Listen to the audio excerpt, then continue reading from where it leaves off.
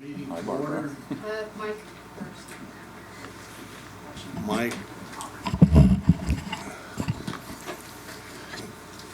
We'll call the meeting to order for this beautiful winter day, January 12th. With a roll call, please. Trustee Frankel. Present. Trustee McClory. On the phone. Present. I'm here. Trustee Ruggiero. Present. Trustee Smith. Here. Trustee Taylor. I'm here. Mr. Mayor. Here. Mr. Hood. Present. We have a quorum. Thank you. And we'll stand for the Pledge of Allegiance, please.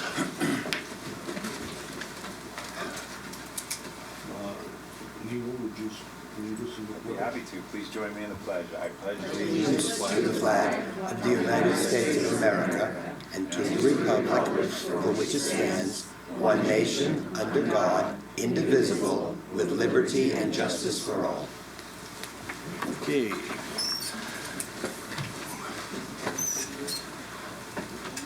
Okay, item 104, public comment. You are invited this time to address the board and on any item that you wish. The length to be not more than 3 minutes. And I do have one person that wants to speak on that, and that's Grocer, Steve Keys. I've been trying for 2 months to get an appointment just to see Tracy Davis. All I wanted to do was give you this math problem out of a 5th grade student's math book and see if you can solve that. You could try to. Who else would Can you like to? identify yourself, sir? Thank you. I also have another handout here that I can just leave with you. It's something that says, Excuse Ben me just is a making minute. math manipulatives to sell. Wait just a I just want you to identify yourself on the record, Oh, please. my name is Steve Keys. So this is, Ben is making math manipulatives to sell. I asked my daughter, who's 10 years old, if she knew what a math manipulative is. No, she doesn't, except that's what they're using in 5th grade math. But the way they wrote this book, and it's Pearson in New York that wrote this particular book, they've put in descriptions without telling the students what they are. And that's all throughout the book. I tried to find out how that book got chosen, and what I was told was, well, we had to use Common Core math because our federal government says we're going to give you all this money to let you do that, and it's so great. So the teachers were asked to choose the textbooks, and I don't think they had the time to review the textbooks in order to choose one. And what I would like to do is just ask you to give more time before choosing these math books that our students are using. Okay. So, who can solve that? I didn't get one. That's all right. We don't answer questions. You're just public comment. But see, that's the whole point. Yeah. I brought that tier to people here, and nobody could solve it. 5th grade math, and no one here that I talked to can solve that problem. Okay. That's a major problem. Thank you.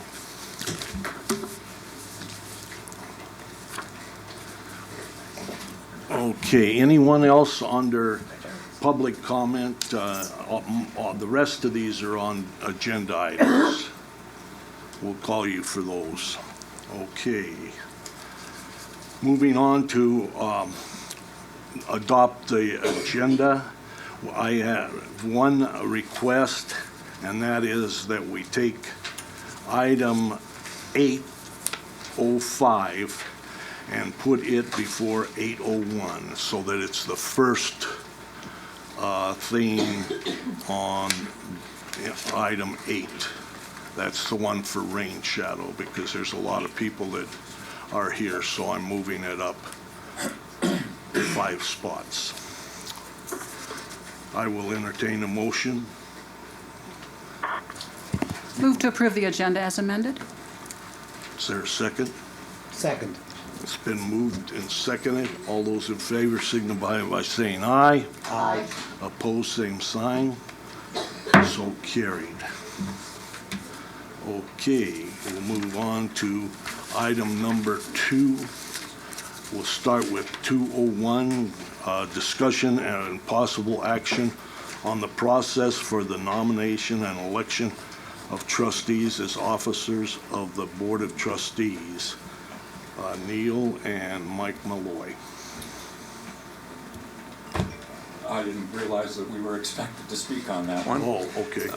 As I understand it, there is a question of whether the board would wish to possibly change the procedure for nomination of officers.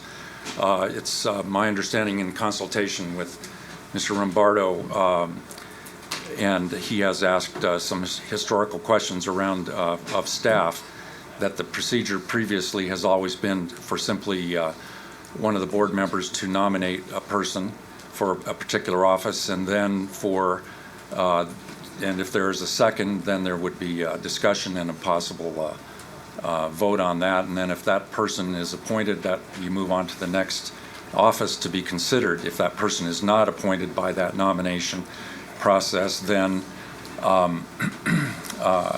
you would ask for additional nominations. Now, I understand that there is a question of whether the strict rules of procedure as adopted by under Robert's Rules of Order, which can provide for a different procedure, be used.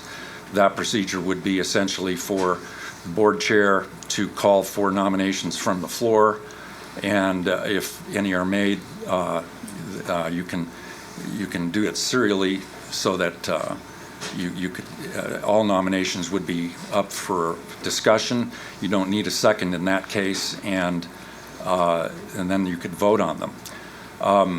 If it's up to the board, the historical procedure I've outlined for you, and it's always been that way. It's up to the board if there is any desire to change that to the basic Robert's Rules of Order procedure that I mentioned. Can I, Mr. Yes. President? And just to add, hello? It's not Just to add a little bit to that is, when the traditional procedure, as I've been informed, is that it's the nomination is done through motion, meaning I move to nominate trustee A for the position of whatever the position is, and then that would need to be seconded, so it would be done through the motion process. That's the traditional method, whereas Robert's Rules of Order calls the nomination process, where people would just basically nominate from the floor and no second is required. So that's the nuance difference. Also, in looking at board policy, we are not under the obligation to follow Robert's Rules of Order. We use them as a guideline. The law does not require Robert's Rules of Order to be followed. And Mike and I both agree that if you choose to follow Robert's Rules of Order, it's an incredibly difficult process and somewhat outdated, and would probably grind the meetings to a halt. So we just caution you on that. I just had a point of clarification there. So I remember last year when we did it, in the traditional way that I recall is that there's a nomination and a second, and then a request for additional nominations and seconds. And then there's discussion and then the vote. Is that what you said, Mike, rather than No, one at a time? Because in the past, it's been, you solicit additional nominations. At least that's what I recall last year, that we've always had a second, but there's always been, like, you make a nomination, somebody seconds it, and then I remember last year you asked, are there any additional nominations? I think that's the way it's always been done. So it hasn't been one and then vote and one and then vote. It's been take all the nominations, then discuss, and then vote by order of nomination. I think that's the way it was done in the past. I guess your procedure, if I may inquire, I guess, Trustee Frankel, is you would have 2 motions pending on the floor at the same time in that case, though, wouldn't you? Well, I don't know if they were never done as motions. They were always just done as nominations. I don't think that they were done. You wouldn't need a second if it was just a nomination. And Oh, that's okay, why I thought. but that's what we did last year, so I was just putting that out, and that's what I saw was done the year before, but, I mean, that's what I recall. I mean, it had nothing to do with the second, it had more to do with just the nomination and the yeah. second. If it were just a nomination, there wouldn't be a second. If it was, because if you're treating it as a motion, then you would need a second. I know it's a fine distinction, and it's really, it's really a kind of a complicated analysis, but. Well, as long as we acknowledge that we're changing it from the way we've done it in past practice, if that's what the board wants to do, because that's not what's been done in the past. I do, because I went and watched, yes, so.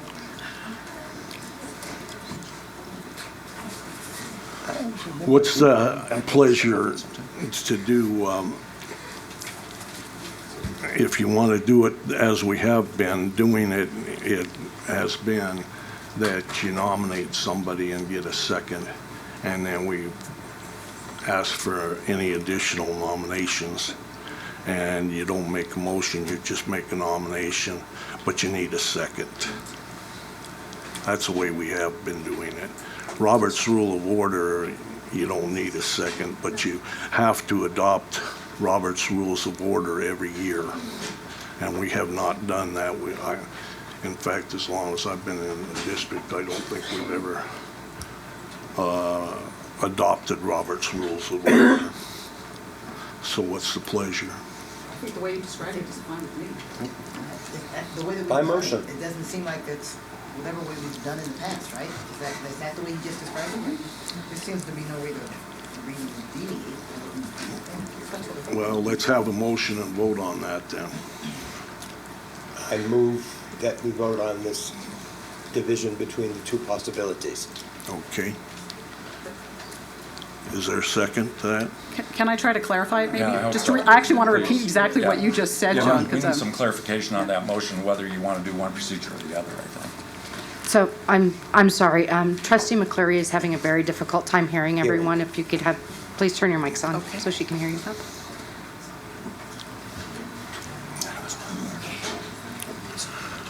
Did you want to make that motion clearer, Mr. Rosenberg, please? I move, let's see how we do this. I move that we do this process by nominations from the floor with a second and dispatch each as they come. Okay. And you just say, I nominate so-and-so. Right. Okay? Can I ask for clarification on what, You just gotta have a second first, otherwise we don't have any discussion. oh, Second. We yeah, have a that's second. what I want to say, yeah.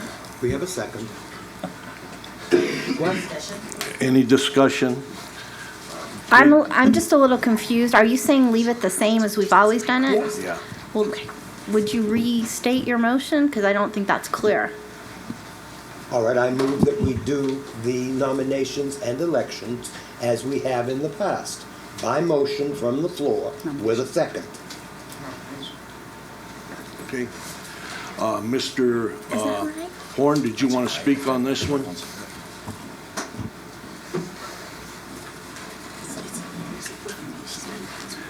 President Mayor and Board of Trustees, for the record, my name is Bill Horn. I trust we will hear an open and candid discussion regarding items 201, which you've done, 202, 203, and 204. I realize each of you has been working towards collaborating publicly at a higher transparent level as opposed to what's been painted by the media over the last 18 plus months. I'm also a candidate for the board, District G, in 2016. I hope serious consideration will be given to the newest members of the board, Trustee Frankel and Trustee Smith. Although they are new, I have watched them perform and believe one or both of them should be elected to either the president, vice president, or clerk positions. Please send a message to the children, the parents, the teachers, and a group that's continually left out, the community stakeholders, that you are leaving behind the past challenges and that you have learned from the mistakes that you have made. It is time for change and forgiveness of the past 18 months. Recently, at Dr. Taylor's town hall meeting up at McQueen High School, after we listened to numerous complaints, one of your teachers, said something like this: yes, there are challenges. People make mistakes. However, the reason I come back each day is because of the children, and my opportunity to teach them and be with them. Thank you. Thank you. Okay. That's the only one I have to speak on, item 2.01. And we have a motion on the floor, and do we have a second? We had a second, Dr. Okay. McCrory second. All those in favor signify Can we by, have some clarification and discussion? Because again, I still am not understanding the. yes, go ahead. My understanding is that we nominate, there's a second, and there's additional nominations and seconds, and then there's a There's discussion a and a call vote. for, That's what I mean, there's a call for nominations and seconds, and I'm understanding that that's what you're asking for, which is what's been done in the past. Yeah. But I'm also hearing a difference in terms of one and then a vote, and then another nomination and then a vote, which is not the way it was done in the No. past. it's a nomination, ask for additional nominations. Right. If there are none, Okay, the then you person's move on. elected. Okay, that's what was done in the past, okay. Yeah. Thank you. I'm sorry. My apologies. I can't hear you.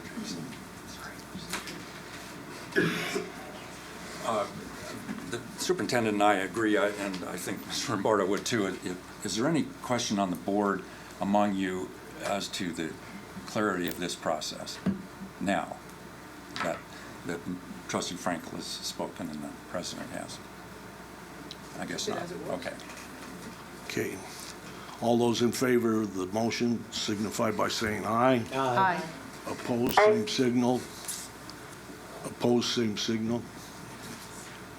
It passes unanimously. Okay.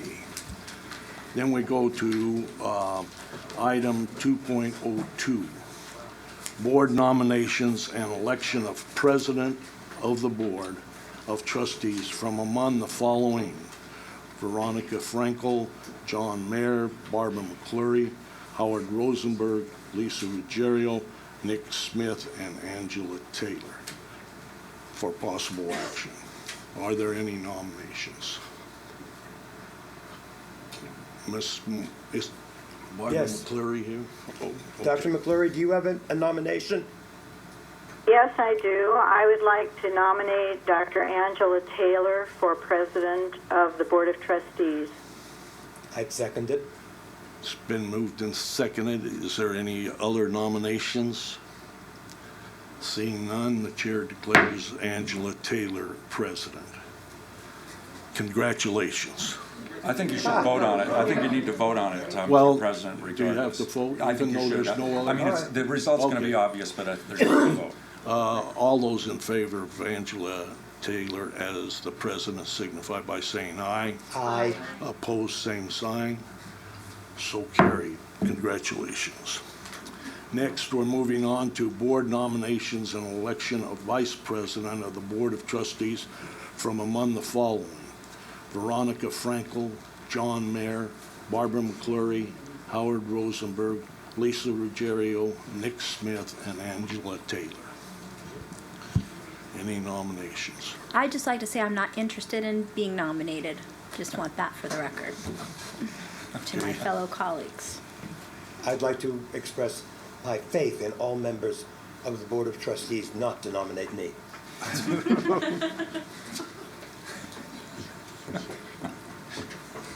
Yes. I would like to nominate Veronica to role of vice president. And if I could speak to my nomination. You need a second first. Needs a Okay. second. I'll Anybody? second it. Okay. And if I could speak to my nomination now, I think that Veronica will be a great person in that role of vice president to kind of bridge some of the gaps and work well with the community, with the board. And I think she's going to do us really well.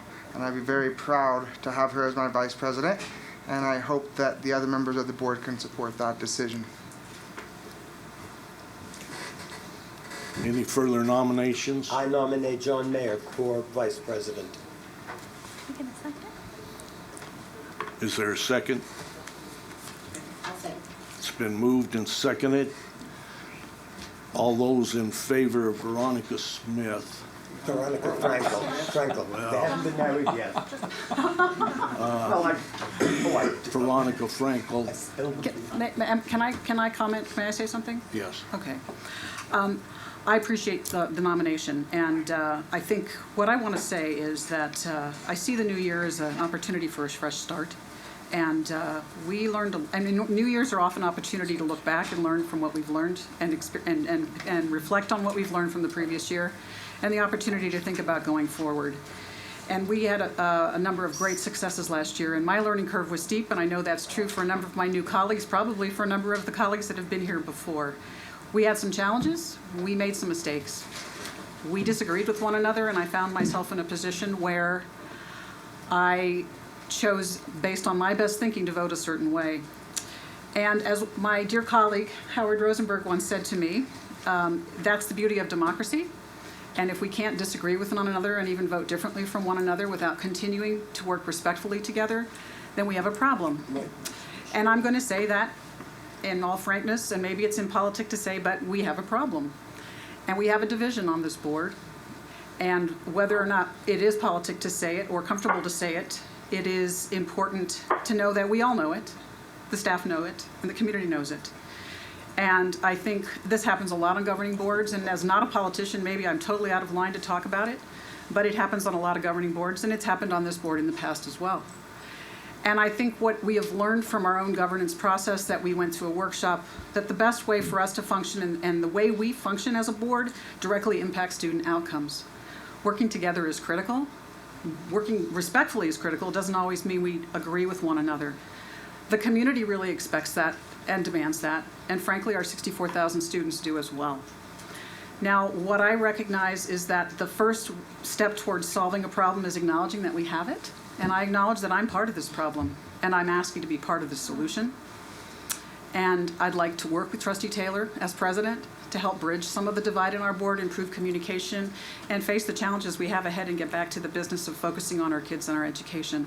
So I'm asking for your support in doing that, and I'm honored to be a part of this board and will be committed to that process regardless of the outcome today. Thank you.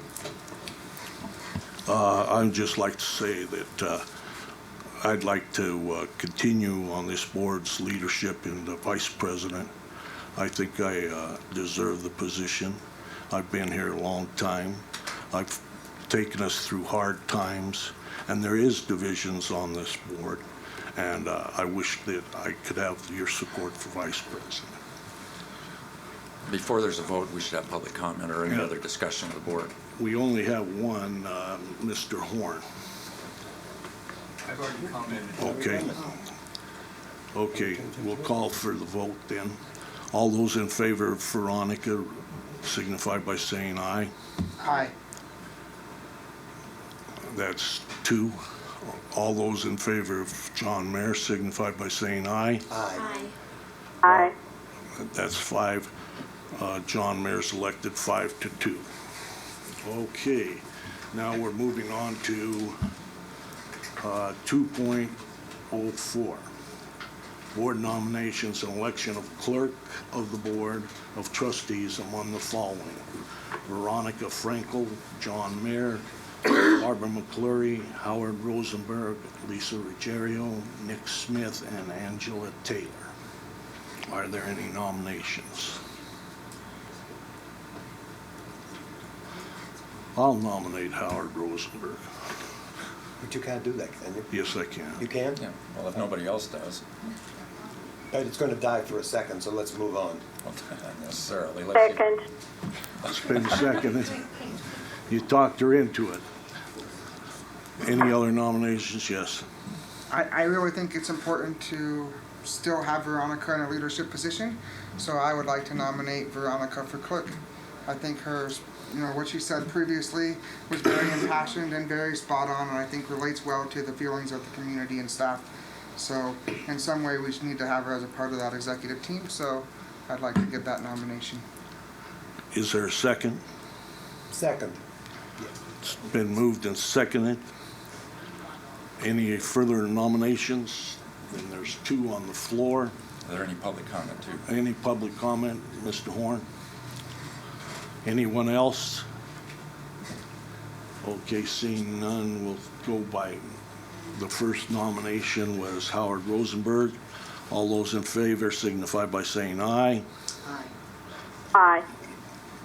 Aye. Opposed? Nay. Well, we'll go to vote for Veronica Frankel. Aye. You voted once already. No. No, I didn't. I didn't Yes. vote for me. I didn't vote against me. Okay, So we have a tie. No. no. If you're not Yeah, voting we for need yourself. you need a roll call or unless. Yeah, we'll have a roll call. Oh, Madam Recording Secretary, could you take a roll call of the members? Maybe starting with the person on the phone. Just say whoever you. On which votes, yes. Yeah. Just say the person that you're voting for. Barbara McClurry, Howard, Veronica Frankel, Myself. John Mayer, Howard Rosenberg. Howard Rosenberg, Oh, Howard Rosenberg. I changed her vote. Lisa Ruggiero, Veronica Frankel. Nick Smith, Veronica Frankel. Angela Taylor. Howard Rosenberg. Trustee Rosenberg has 4 votes. Trustee Frankel has 3. The chair declares Howard Rosenberg clerk. Thank you very much. And now, the best part is the 15-minute recess so that we can get the new seating arrangement and the new president take over. Do I have to change?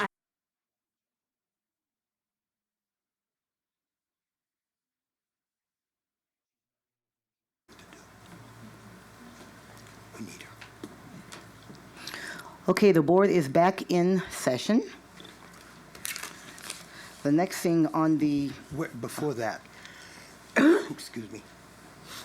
President Taylor, I hate to do this to you for a second as president, but I've been thinking about the election, my part as being clerk. With classes coming the way they're coming, and the amount of responsibility that I have to those kids, I think we need to reopen the discussion of the clerk position. okay, so, I'm Please, sorry, yeah, please. so what you need, if you want to reopen an agenda item, is to start the process all over, you'll need a motion to reopen the agenda item, you'll need a second on that, you'll need a affirmative vote of the board to reopen the item, and then you would just treat it like it was never, assuming that that happens, then you would just treat it like it was never voted on, and you just start at ground zero and start with nominations. so the first thing we do is take this as a motion to reopen. So ask Mr. Rosenberg, Trustee Rosenberg, to make Yes. a motion to reopen the item. I make a motion that we reopen the item 2.04, the election of clerk for the Board of Trustees. Okay, there is a motion on the floor to reopen the selection to clerk of the Board of Trustees. Is there a second to the motion? Can I second it? You may. Okay, I'll take that as a second. Is there discussion? You want to talk a little bit about why you're making this motion, Trustee There's two Rosenberg? reasons.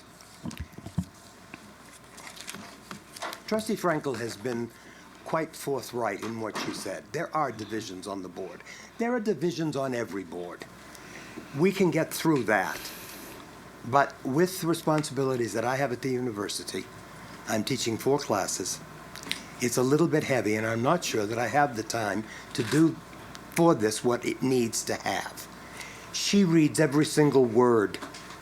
I read a page now and again. So I think that it might be best, in the best interest of everyone, to reopen. Okay, any other discussion? Trustee Frankel, your feelings? Would you like to share? You don't have to, but since you're object of conversation. I have nothing to say at this point. Okay. Trustee Smith, Trustee Rosenberg has asked that we reopen the vote for clerk. He is reconsidering, and that's what we're discussing right now. Okay. Is there any other discussion? Okay, then we will call for a vote on the motion. The motion is to reconsider. Am I getting to help me with this right now? To reopen. The motion is to reopen the vote for clerk of the Board of Trustees. And there has been seconded, so I'll take a vote. All those in favor of that motion signify by saying aye. Aye. Any opposition? Okay, the motion carries 6-1. Oh, Barbara, I'm sorry, I forgot about Barbara. Thank you, I'm so sorry. Barbara? Barbara, you there?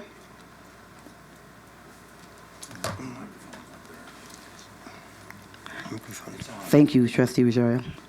Okay, Barbara, you there? Yes, I am. All right, the vote was on whether we reopen the vote for clerk. That's fine. Your vote is yay? Could put the microphone. Yeah. Okay, so it is 6-1. Thank you. Thank you, Trustee Rosario, for making sure I didn't miss Dr. McClory. Okay, so now the nominations. Now the nominations for the office of clerk. We will accept nominations for the office of clerk at this time. Yes, sir. Trustee Smith. Nominate Veronica Frankel for the office of clerk. Is there a I'll second? second it. Are there any other nominations from the floor? Okay, nominations are closed. We will have a vote.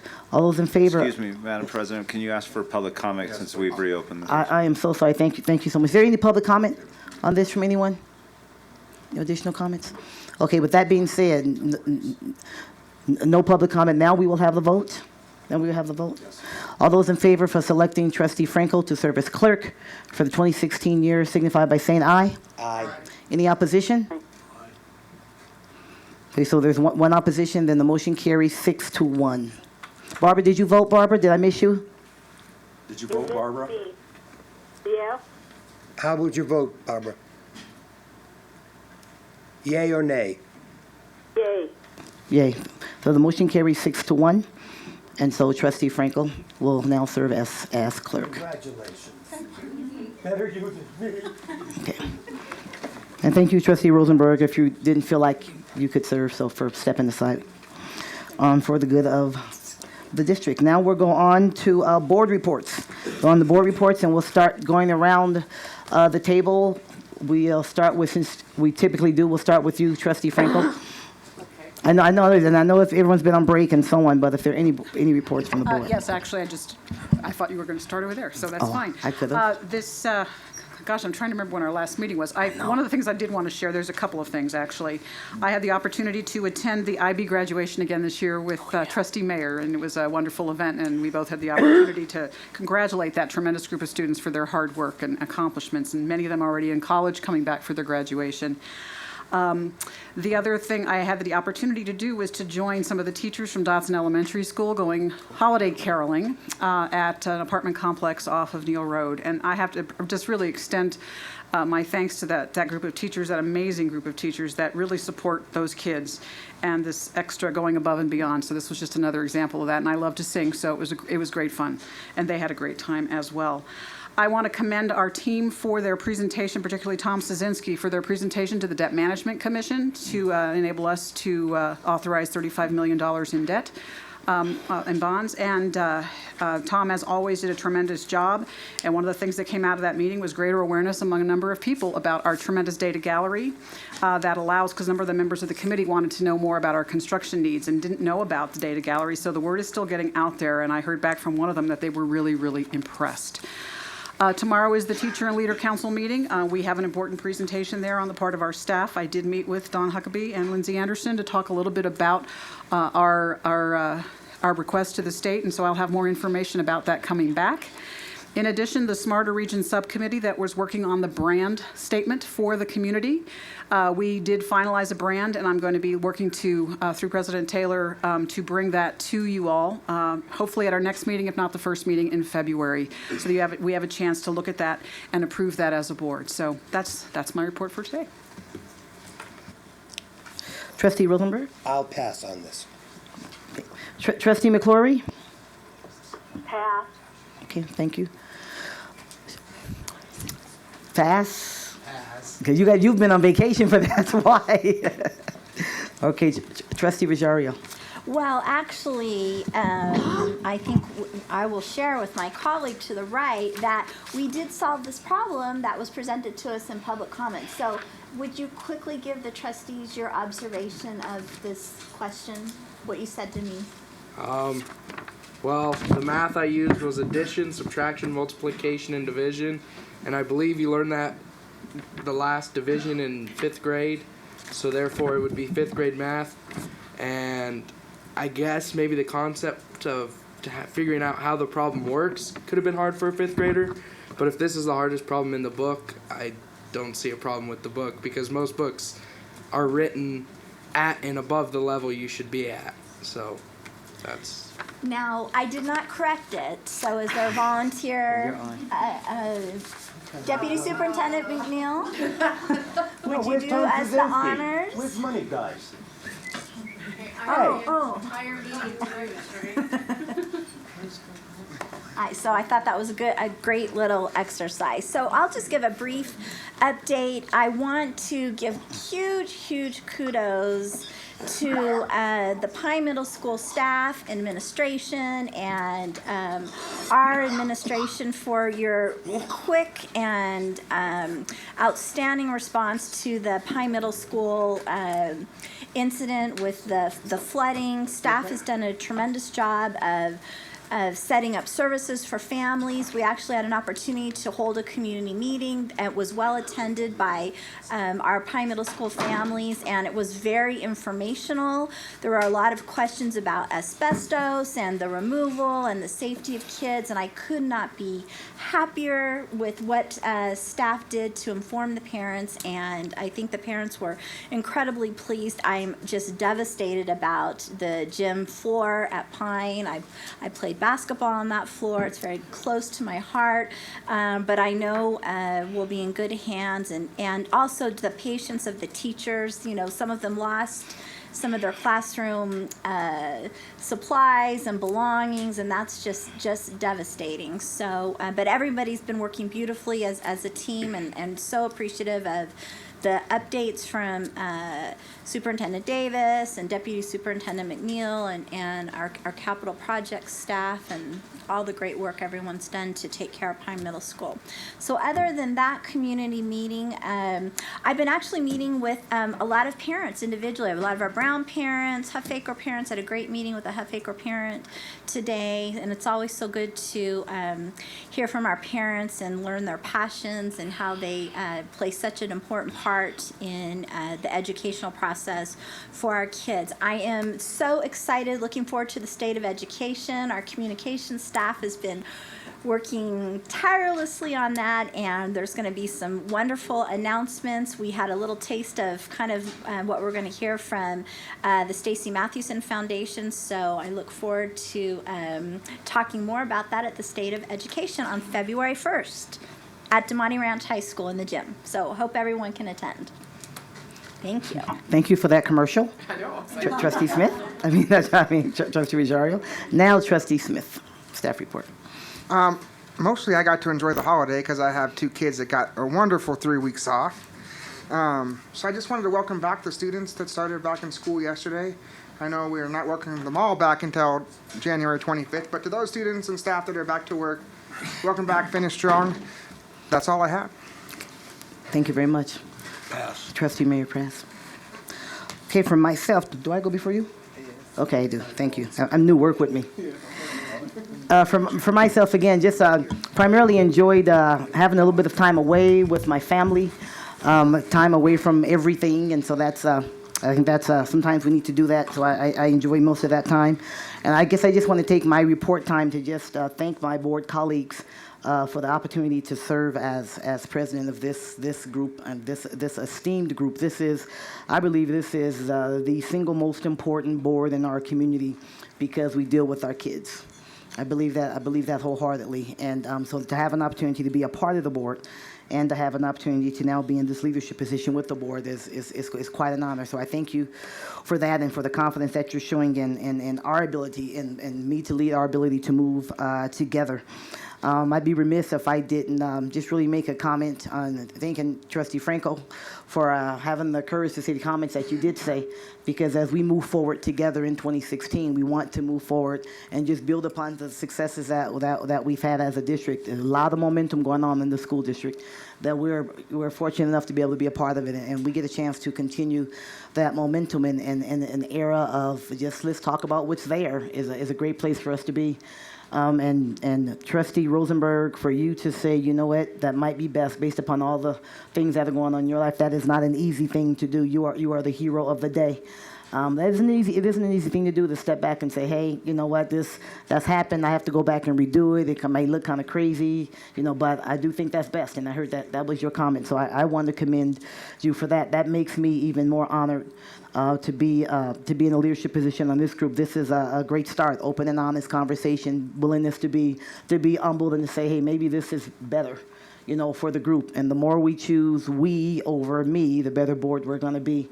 And so I appreciate that foundation being there and being able to be a part of it. And the only thing I want to just make the commitment to each of you around the table is that our focus should be, let's keep the main thing the main thing. And the main thing is the kids. If we can keep the main thing, then 2016 will be a great year. And so thank you again for giving me this opportunity to join you in that effort. I believe that we can make this the best year yet for the Washoe County School District. Now it's my turn. I'll be pretty brief. I want to thank all the employees over Christmas break. I know that school is out, but school is not out for all of us. And just the swiftness of taking care of Pine Middle School and the work that we have done over the past couple of weeks, and we continue to do. Trustee Ruggiero, we were happy to give you a piece of that floor as a part of your heart from the floor you played basketball on.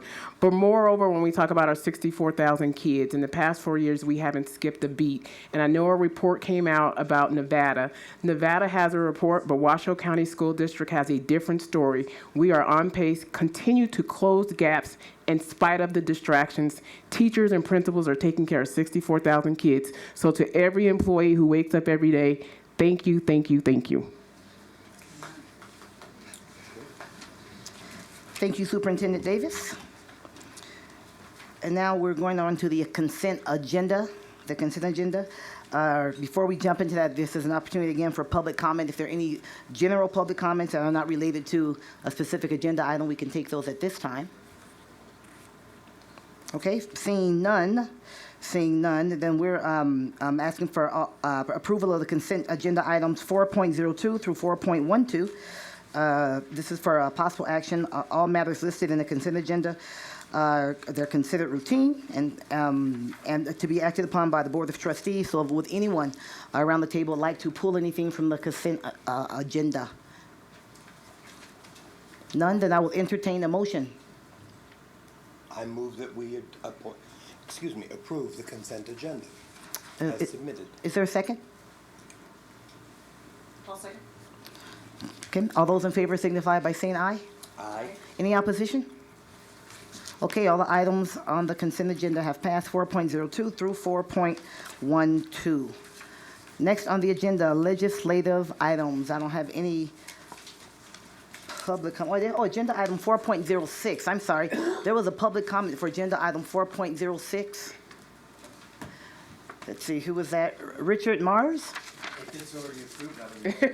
Well, it can always be taken for reconsideration, Richard, so come on up. Well, that's not what he wants. I know, but that was my mistake. It's my first meeting, Richard. Work with me. So thank you. No, you know what? It was just my plea We'd like to hear from you. Just to say, I'm hoping that you approve it. And, I was just going to share just a quick story. It's all about, we all have our devices. We all have our iPhones. And when we leave home and we forget those behind, we feel very lost. And it's the same for teachers. If you don't have an active board in the classroom, you really don't get what you truly want to get, and you really want to pass on to the students. So having a device like that in the classroom is optimal and is what we need in those classrooms up there in Incline Elementary School. So thank you for approving it, and congratulations to the new board members. Thank you, Lisa. Thank you, and thank you for sharing those thoughts. Good thing we voted that way, huh? All right, you're really a save. Thank you. Okay, legislative items, agenda item 5.01. Any public comment on that? I don't have any cards. Otherwise, we will hear from Ms. Lindsay Anderson, our Government Affairs Director. Thank you, Lindsay. Thank you, President Taylor. Lindsay Anderson, and I bring regrets from the chairman of the committee, Sean Carey, who couldn't be here today. He's normally the one who comes and does these updates for you, and I'm sure will do a far better job than I, but I will try to convey some exciting news to you that the committee took action at their meeting on Friday in the affirmative to move forward with placing a ballot question on the November 2016 general election ballot. So that was good news for the school district. They do agree that there's a problem. They define the need as between 6 and $800 million that needs to be funded, and they plan to fund that through either sales and or property tax, either one of each or some of a little bit of both. That's work that still needs to be done on behalf of the committee, that they have some analysis coming at a future meeting. But they did take action again to move forward with the ballot question to fund between $600 and $800 million of school construction needs with some combination of sales and property tax. That was at their meeting on Friday. They meet again on January 22nd, sticking with their every other Friday schedule. And they will try to take on the work of figuring out exactly what that composition of the ballot question will be going forward. So, we don't have a vote on that committee. We are participating. Superintendent Davis serves as an ex officio member. We staff the committee for things that they request from us, but they seem to be making good progress. So their statutory deadline is April 2nd.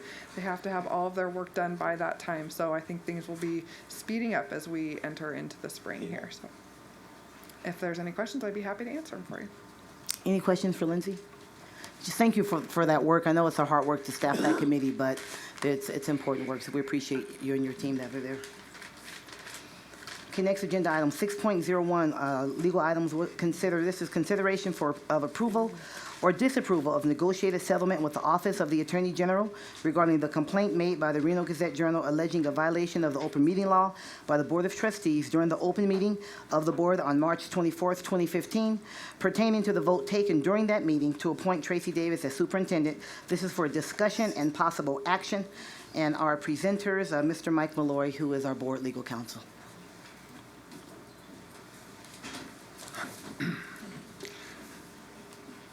Good afternoon. My name is Mike Malloy. As you all know, I'm board counsel, and I appreciate the opportunity to speak about this.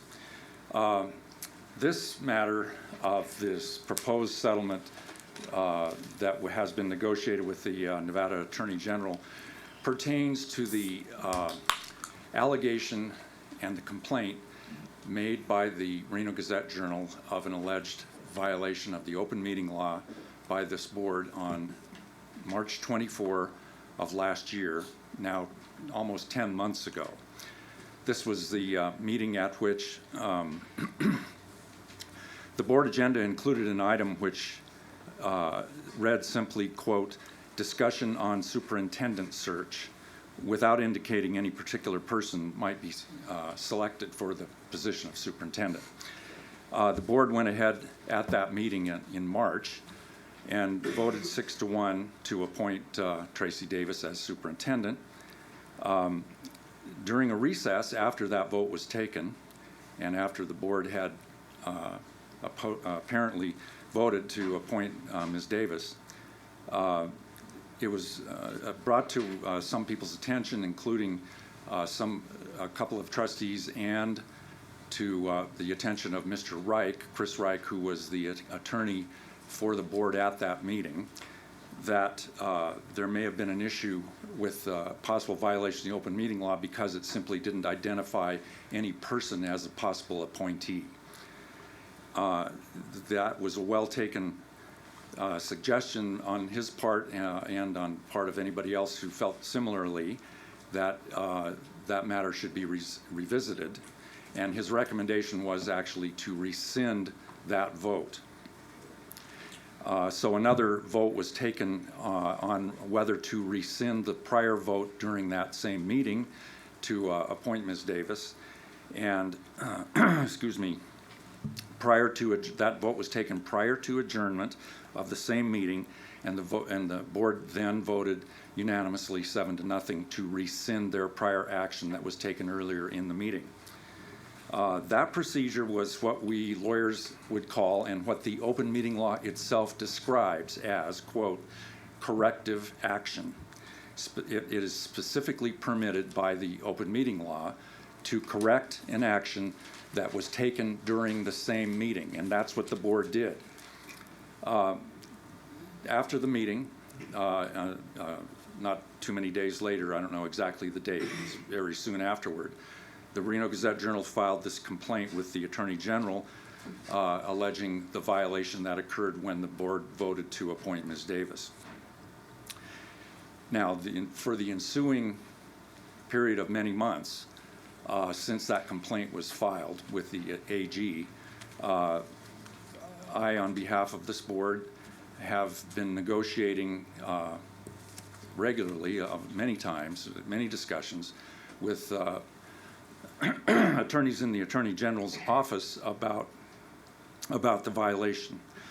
It's a position of the board, and it was my professional opinion, and it became the professional opinion, too, of Mr. Rombardo, the Chief General Counsel who came on after all that happened, that the statutory provision in the open meeting law that permits and encourages corrective action to be taken by a public body, and that's what this board is, a public body as it's described in the open meeting law, that action is encouraged, and that we feel, Mr. Rombardo and I both, felt in our professional opinions that that action was a complete defense to the complaint filed by the RGJ with the Attorney General. And we also felt strongly that if the case had to be litigated in court, that with that statutory defense to the complaint, that we would have been successful, would be successful ultimately in court. But however, notwithstanding that opinion on our part, we continued to negotiate because the AG didn't accept that initially, and finally they came around a bit, but they did not initially accept our position. So notwithstanding that fact that we believed we could prevail in court on this issue, litigation that is going to court, lawsuits, can take a long time, and it's quite expensive and time-consuming. So the trustees expressed a desire to voluntarily accept responsibility for the violation that occurred in March of 2015, even though they fixed it at that same meeting. And yesterday morning, we had another final meeting with the high-up members of the Attorney General's office in my office. Mr. Rombardo and I met with the two of them in the morning for about an hour and a half. And we concluded discussions which resulted in an offer being made by the AG's office to settle the matter. And I am here to discuss and recommend that settlement to you. The negotiated settlement that we recommend to you, that is Mr. Rombardo and I, recognizes the already corrected violation and provides for a nominal civil penalty, not a criminal penalty. There's a difference. And it's significant. A nominal civil penalty, or a civil fine, if you want to call it that, of only $500 to be shared by the 7 trustees equally. And I might point out that even though 3 of the trustees on this board had no part in the prior actions of the board back preceding that, all 7 expressed a desire to participate in this sharing of this $500 fine.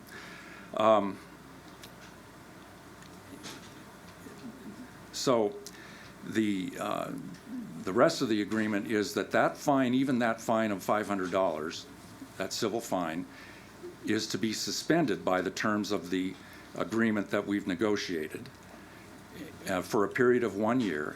And if there are no further violations of the open meeting law during that period from today, if you adopt it, this agreement, then in that case, the fine will not have to be paid at all. And if it were to be paid, it would be paid through and by each trustee from that person's own personal resources and not by the school district budget. The settlement, we believe, Mr. Rombardo and I, believe is in the best interests of this district itself. It's in the interest of getting on with business of education. It's in the interest of the district's students and families, most importantly. And it's in the interest of the taxpayers by putting this issue behind us without protracted or expensive litigation, even if we could have won it. So we appreciate the role and responsibility that the AG has in enforcing the open meeting law. They were reasonable in their final analysis and in their approach with us yesterday in my office. And we recommend this settlement to you today, Mr. Rombardo and I both. If there are any questions, I'd entertain them. Any questions from the board? No. If no, Ms. Malloy, you're going to share something else? Yeah, there is, I'll ask Mr. Rombardo in a second. I wanted to point out, I forgot, that there is a written document, a settlement agreement, which if you approve it today by vote, would be signed by the board president, and that would be the end of the case with the suspended fine for a period of a year. And we recommended that, and I'd ask for Mr. Rombardo's comments if he has any regarding the same thing. Well, Members of the board, if I may, thank you, President. I would just like to add to Mike's comments that, you know, the district has taken great steps in improving its transparency in government over the last several months, and so including bringing Mike on, myself, different board policy changes. And so we think this is time to put this behind us and move forward, and so I also concur with everything Mike said. Okay. Well, I'll entertain a motion that we can have open discussion from the floor. Yes, Trustee Rosario? Let's see. I move that the Board of Trustees approves the proposed settlement agreement between the Board of Trustees and the Office of the Nevada Attorney General. Is there a second? It's been moved and seconded that we accept the recommendation of legal counsel and approve the settlement from the AG's office. Discussion, Trustee Smith. No, I think it's important to know and recognize that the trustees from the beginning of this process knew that we probably violated the open meeting law, but we corrected that in the same meeting. And so when you're out there and you're hearing the news and reading the reports, know that we accepted that responsibility and that violation early on, but we also corrected it. And in our hearts of hearts, I think all 7 of us feel that we took the correct actions in that meeting as prescribed by the open meeting law to rectify that issue, such as to nullify any actual finding. So I stand by what we did as correct and our leadership in that. We've never once said that we didn't break the open meeting law. We've always owned it since about March 25th, right? We've always owned it. And I also think it's important to know that as this process continues, we did do the correct steps to find the right resources so we can mitigate this from ever happening again. Is it possible that the open meeting law may be violated by this board or another board in the future? Absolutely. Will it happen? Absolutely. Will it happen with the tent? Never. I can't believe that there is a single one of my colleagues who would knowingly violate the open meeting law. We just don't work that way. We don't have anything to hide from the public because the public put us here.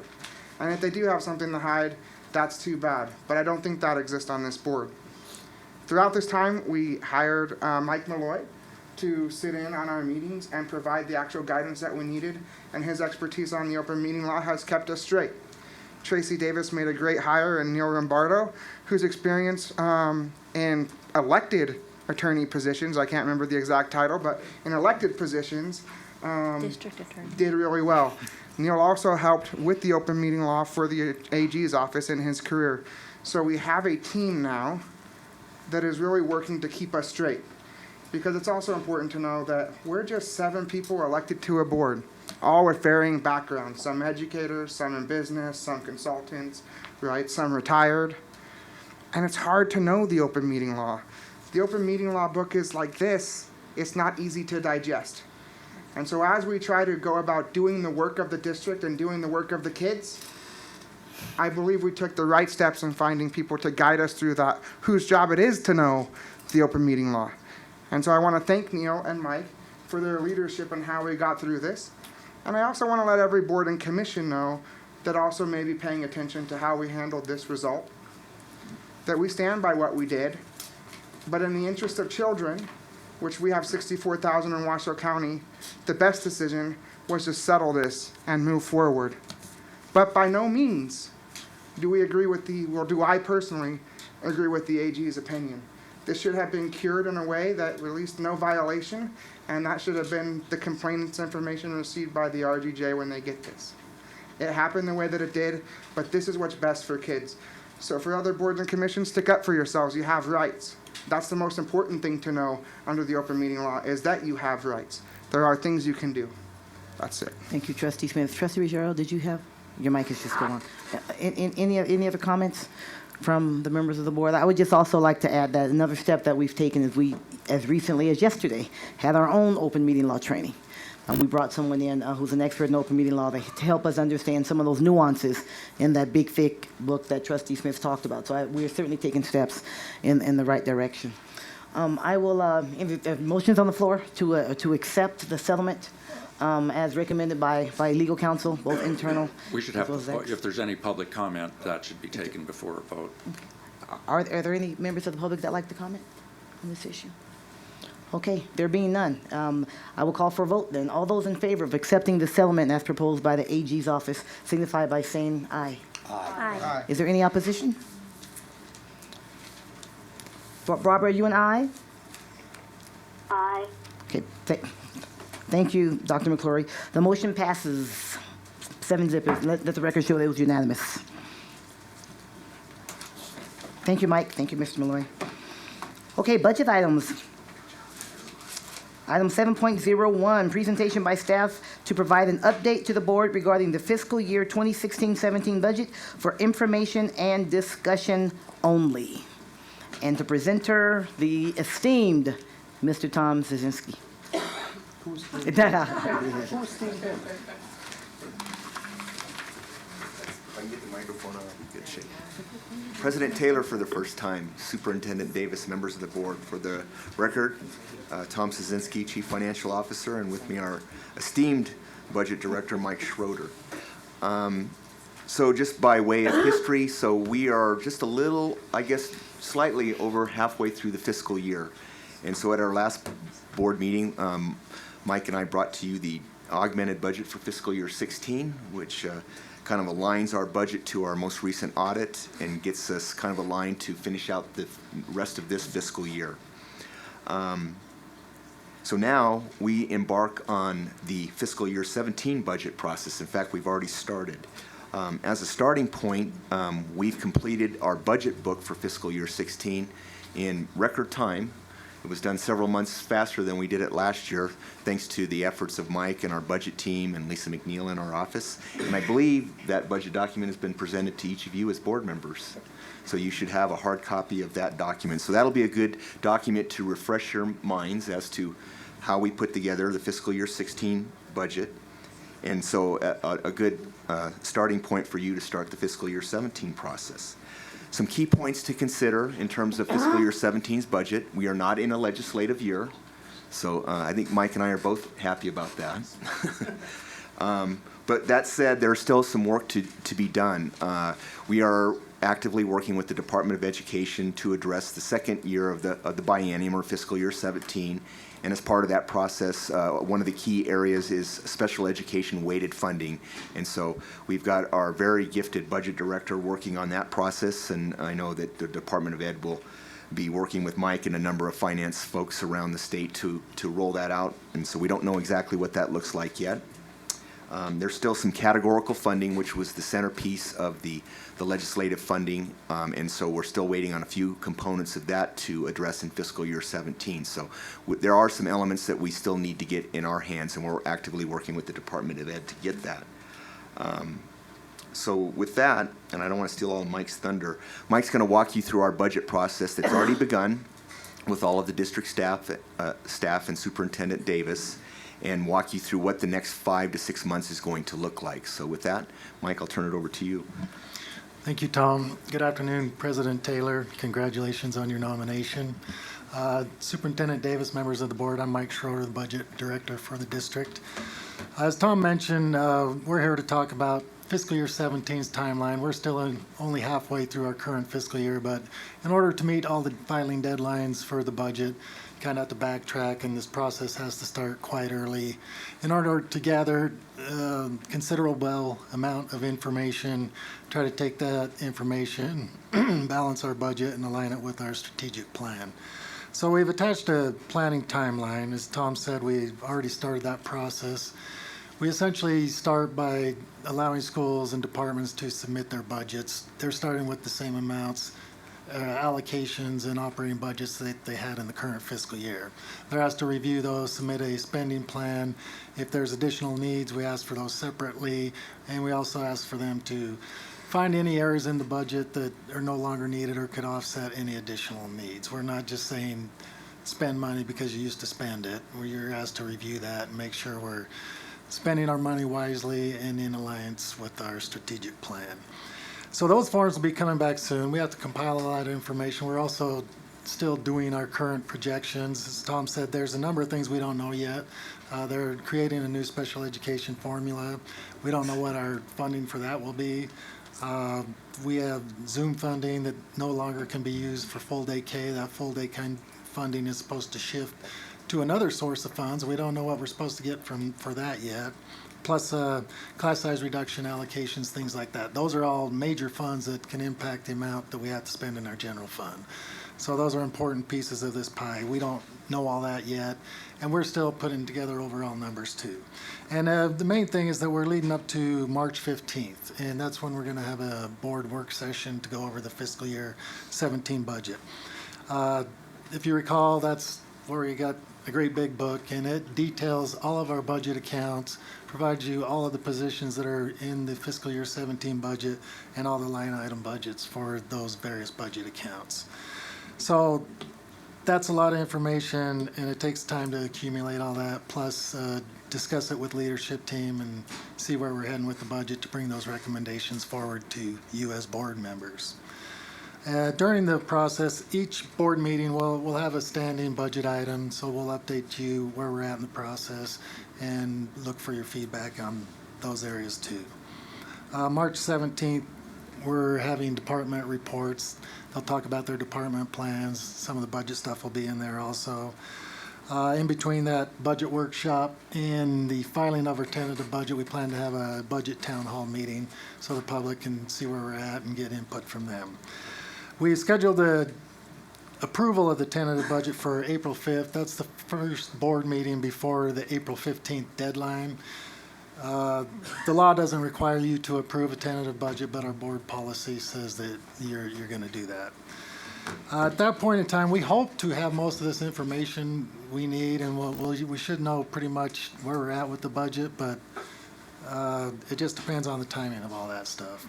If not, we're required to have a public hearing on the tentative budget in May. It used to be the third Wednesday of May. There's a new law now that says it has to be no sooner than the third Monday of May and no later than the last day of May. So we scheduled it for May 24th, which is a regular board meeting. And it used to be we had to have a special meeting, so now we figured we could put it in with a normal meeting. So if you guys feel that's not right, we can do the separate meeting if you wanted, but this seemed to be the better thing to do. We should have a final budget at that point. I'm hoping that the board should approve a final budget on that date, and then we can file it with the state. If we do not come up with a final budget approved at that date, we have basically one more board date, which would be June 7th, to approve the final budget because it's due to the state by June 8th. So that's kind of the process. It's really similar to what we did last year, other than having a lot of uncertainty because of a legislative session. There's still a lot of, you'll be updated every meeting, you'll have a chance to provide a lot of input, and then we'll have a big budget work session on March 15th. So I'd be happy to answer any questions you might have. I'll just add real quickly, you might get tired of seeing us in the next 5 or 6 months, so, and you won't hurt our feelings if you tell us that. Okay, it won't be personal. Any questions? This is just for discussion. No action. Any questions from the board? Trustee Smith? I just want to, I know this is a hard time for you guys, and you guys are doing this kind of all year, it seems like. So I want to thank you for your efforts. And then the other thing I wanted to ask, to maybe even make it more complicated, I don't know, but will we be presented with different scenarios as this goes on? So where we see a budget that's zero or flat, we cut where we need to cut to get even, or we see it with a deficit, where we're going to get a budget much like last year where it's got, this is where we're at.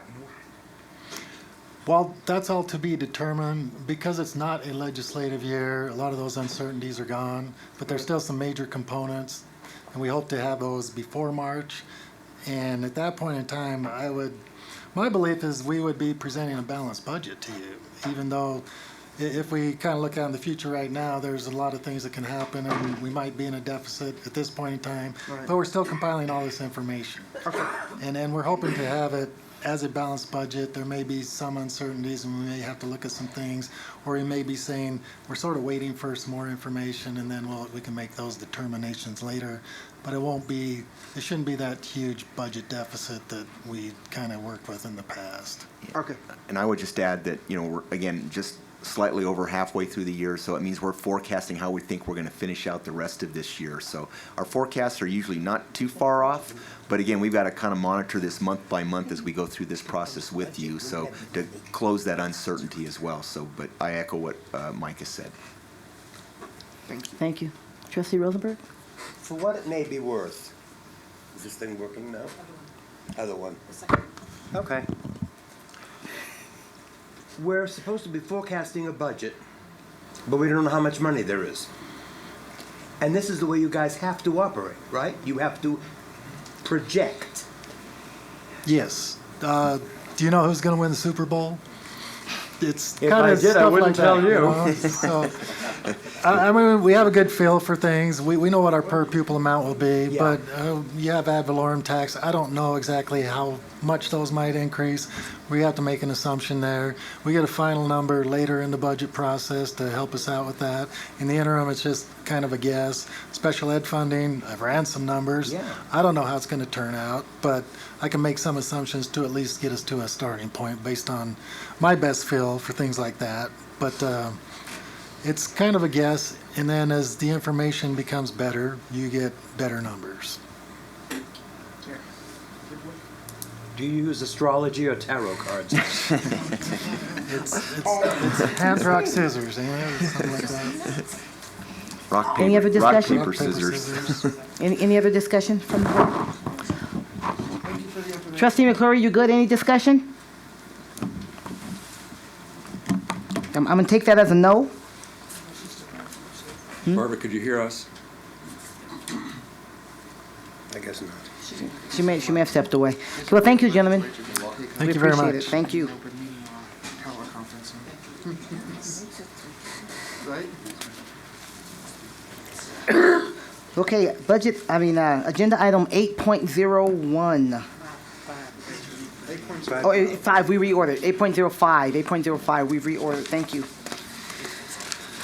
8.05, presentation by staff regarding a review of ongoing concerns pertaining to Rain Shallow Community Charter High School's performance history and financial sustainability, and discussion by the board. This is for information and discussion only. We will have a presentation by the staff first, and then we will also have comments from, open it up. We have several public comment cards, and we will get to the public comment cards after the presentation from the staff. Dr. Green? Thank you so much, President Taylor. Byron Green, Chief Student Services Officer. This is Stacy Cooper. She's our administrator for the Washoe County School District, who provides the support for our district-sponsored charter schools. And we have Michael Dorian. He's our executive director for the options area and over charter schools. Thank you so much for this opportunity to come today. And before we get started, I kind of like just to give an overview of what we're planning on doing today, because we can kind of frame the conversation. What we will do is we'll actually give a brief overview, Stacy, Mike, and myself, in regards to why we're actually here today. And at the end of our presentation, we've invited the Rain Shadow principal to come up and speak for about 10 minutes or so to be able to share the perspective that she has in her concerns. After that time, we obviously encourage the trustees to ask questions. We have multiple staff here to answer very specific questions. We have our team here to answer questions regarding the charter. We also have internal audit here to answer questions regarding the financial review of their situation. We also have our Chief Washoe County School District Legal Counsel here if there's any legal issue for our district specifically. We have Human Resources, and we also have our counseling department in regards to what will impact our students and what are some of those options. So we know there's going to be lots of questions here, and we do anticipate all the staff being here to answer your questions in addition to the principal. I do wish, in regards to this presentation, we were here presenting something differently. I do want to say before this presentation today that our staff acknowledges the role of Rain Shadow in our community and the amazing work that they do for our students. So I know that in all this conversation, I want to make sure that that is in the forefront of everybody's mind. And I know that Stacy and the principal, Toby, who you get a chance to hear from today, I believe they've had an amazing relationship, and we continue to support Rain Shadow Charter School. So I think on behalf of all of our staff, we wish this was here for a different conversation today. Before we actually start, and I hand it over to Michael, I do want to share two NRS, at least an overview of what the responsibilities of the district is in sponsoring charter schools. I think there's a lot of confusion in general, at least in communities, about what is a charter school and what is the role of the sponsor for that charter school, because all of our district-sponsored charter schools have their own board. They receive their own funding, and the district does provide support of professional development, monitoring, and we have some clear lines in regards for what our responsibility is for that charter, because we do not have the authority to direct that charter to do things or to not do things if it's not included in NRS. There are two main NRS citations I do want to pull from. One is NRS 386.515 and NRS 386.545, and I know those will be referenced throughout our presentation today, especially when Stacy presents to the board. I'm just going to do a brief rundown. It kind of gives you an idea about what our role and responsibility as a sponsor charter is. Evaluate, approve, and decline applications to form charter schools, negotiate and execute charter contracts, monitor charter schools, and that can include everything from special education to fiscal accountability to instruction. Accept or deny renewals of charter contracts, revoke or terminate charter contracts, develop policies and practices that are consistent with state laws and regulations governing charter schools, provide information to the general public concerning the formation and operation of charter schools, maintain a list available for public inspection that describes the location of each charter school, provide technical and other reasonable assistance to a charter school for the operation of that charter school, provide information to the governing body of a charter school concerning the availability of money for the charter school, including without limitation money available from the federal government, which could be title funds or even some of our state funds like Zoom and whatnot. Provide timely access to electronic data concerning the pupils enrolled in the charter school that is maintained. Provide appropriate information, education, and training. Provide the charter school with an updated list of available substitute teachers within the school district. Provide access to school buses for use by the charter school for field trips. And if the district offers summer school or internet-based credit recovery, allow the pupils enrolled in the charter school to participate if there is space available. So I know, to kind of give you an overview, it really is, to some degree, a very joined partnership, but it is very separate in regards to that role and that responsibility. So with that being said, we are going to be referencing some of these more in our presentation, especially about the responsibility of the district to do that. So I kind of bring that forward several times in my discussion just to show that this is not something the district is wanting to do. This is a requirement of our Nevada state law. So with that being said, I will turn it over to Michael to give a history of why we're here. Okay, again, thank you, members of the board. Again, for the record, Mike Doring, I'm the executive director of the options area. The reason we're here today, and again, I wish we were here on, better circumstances, but it's regarding, the financial status of Rain Shadow. And just a brief history, this has been kind of an ongoing concern. In the 2012-2013 school year, the Rain Shadow Board had voted actually to close the school at that time for financial reasons.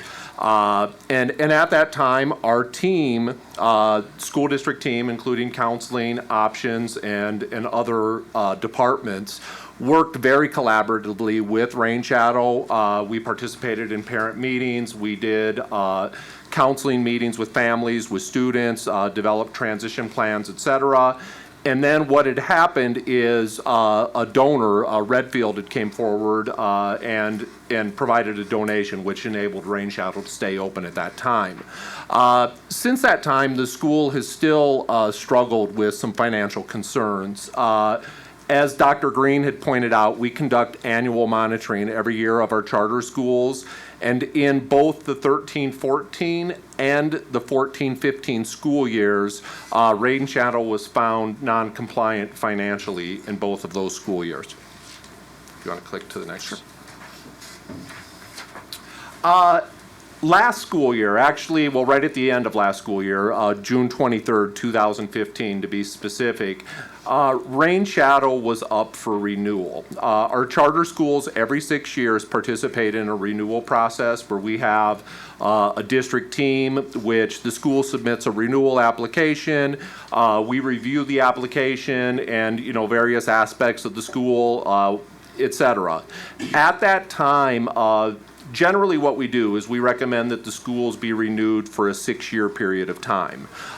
We had came forward on June 23rd, just this past summer, and presented to the board, and there were concerns in 4 areas. The one that we're focusing on today is the financial one, as I had stated. But at that time, it was financial instability, declining enrollment, which goes hand in hand with the financial part, lack of evidence and measurable goals regarding organizational vision and the next charter term, and poor academic performance.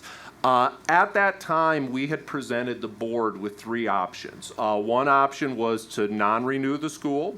One option was to renew for 1 year on a probationary status, and one option would be to renew for 6 years.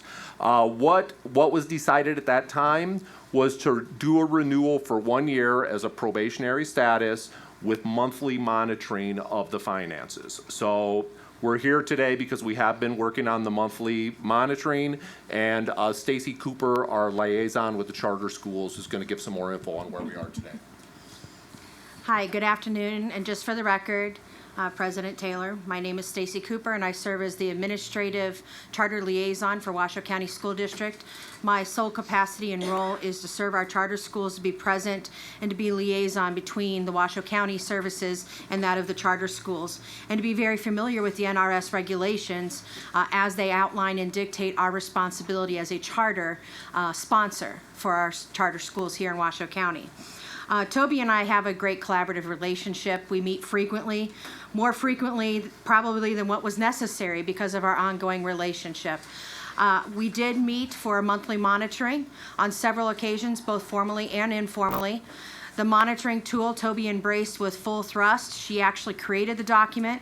And as a result, it did not just have, I want to correct what Mike had said, it didn't just have financial issues and goals for monitoring in there, but it also had academic performance goals as well as a management of vision and mission and accountability and recruitment of funding. So there was various areas that we were monitoring on a monthly basis with Rain Shadow. Unfortunately, mid-fall, Toby and I started having very candid conversations about the lack of funding, and there was a significant concern that there wasn't going to be enough funds to be able to keep the school above water at its utmost capacity by the end of the school year. At that time, Toby was projecting over $100,000 in debt that they would be by the end of June if they could not find an amicable, sustainable investor. She had a phenomenal financial sustainability plan and actually asked me to go forward and petition the school district leadership, Mike and Byron, about amending the charter so that they could actually have an emergency plan to focus support on the graduates through the end of the school year if indeed they could not secure a financial investor. That's actually what initiated our discussions and our concerns, and we actually invited Paula Ward and the internal audit team to come into Rain Shadow and actually do an audit review or a financial review of the bookkeeping to confirm or deny Toby's projections. And in essence and in a nutshell, we have 3 potential windows of consideration that we looked at. We looked at what would the finances look like in January, What would the finances look like or be projected to look like at the end of the third week term? And what would the projection of the finances look like at the end of June, at the end of the school year? The results of that financial review in very simple terms was that as we progress through this semester, there is a significant difference between now and the end of the school year as far as the financial sustainability for Rain Shadow. And that is really the urgency of why we are here today. What makes this such a difficult decision? It's fact versus opinion, or fact versus emotion, in essence, because the facts are very clear. NRS 386515 subsection 6 states that our role as a charter sponsor is to ensure that the fiscal management and all management of the charter school is handled efficatably. Boy, that was a word, efficatably. And we are held responsible, and any knowing mismanagement or negligent action on our role moving forward could result in the state revoking our role as a future sponsor for charter schools. So it's really critical that as you move through this week that you look at the legislation, NRS 386515, particularly points D and F, and subsection 6. And you also take a look at NRS 386535. I want to correct what Dr. Green said earlier. It's 535, which outlines the expectations and obligations in monitoring, as well as our role in making a determination regarding revocation.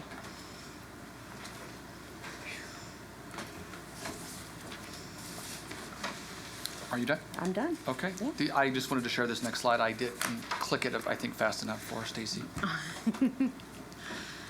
So basically, after conducting our financial review, the internal audit determined that Rain Shadow Community High School will not be able to meet its financial obligations, as I had stated, and that Rain Shadow's principal did state in a meeting with the district staff that the school only has funds to cover the employee payroll through June 2015, which would result in the Rain Shadow staff not being paid for the final 2 pay periods of the contract, or looking at a significant reduction in their contract, resulting in lesser pay. So as staff came together to prepare for the next board meeting on the 26th and what we believe the 3 options would be for the Board of Trustees, obviously there may be others, but these would we saw as the 3 large opportunities or discussions that the board may have that we will bring back on the 26th of January. The first would be to close Rain Shadow on January 28th in 2016. And the reason January 28th was selected is obviously that's only 2 days after the board meeting.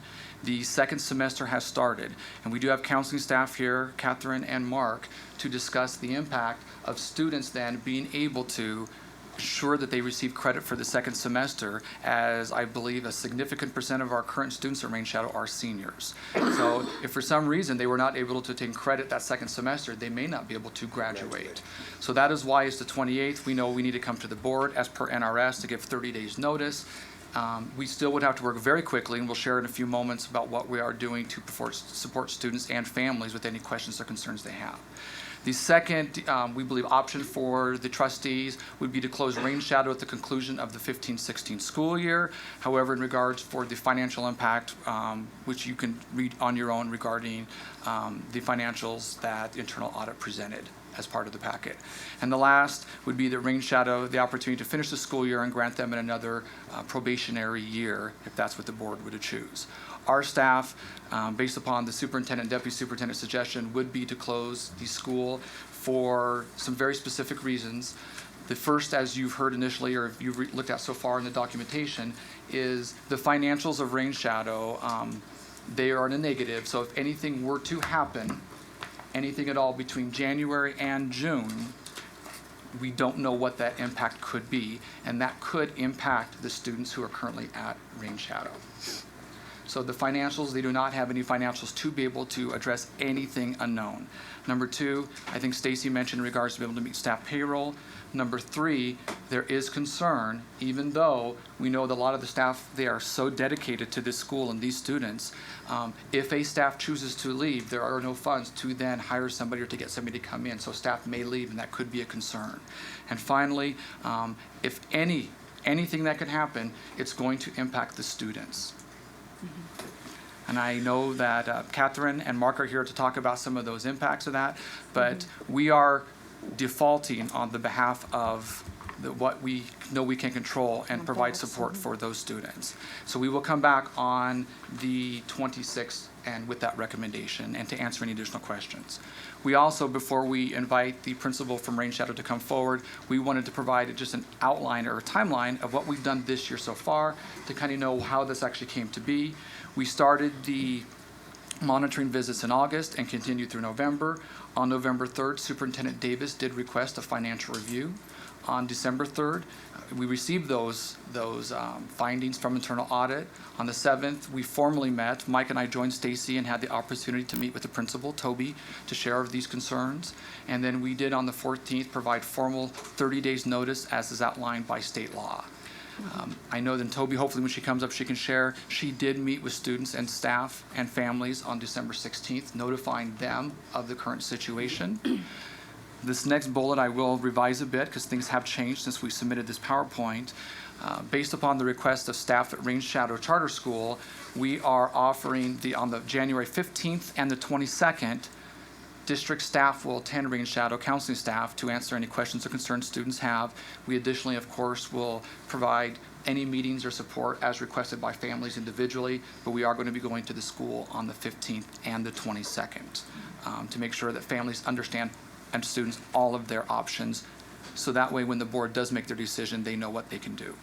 And then we are here today on the 12th, and then on the 26th, we will come back to the trustees for a decision. So that's the quick overview. We would like to invite at this time the principal of Rain Shadow, Toby, to come forward and speak to the trustees.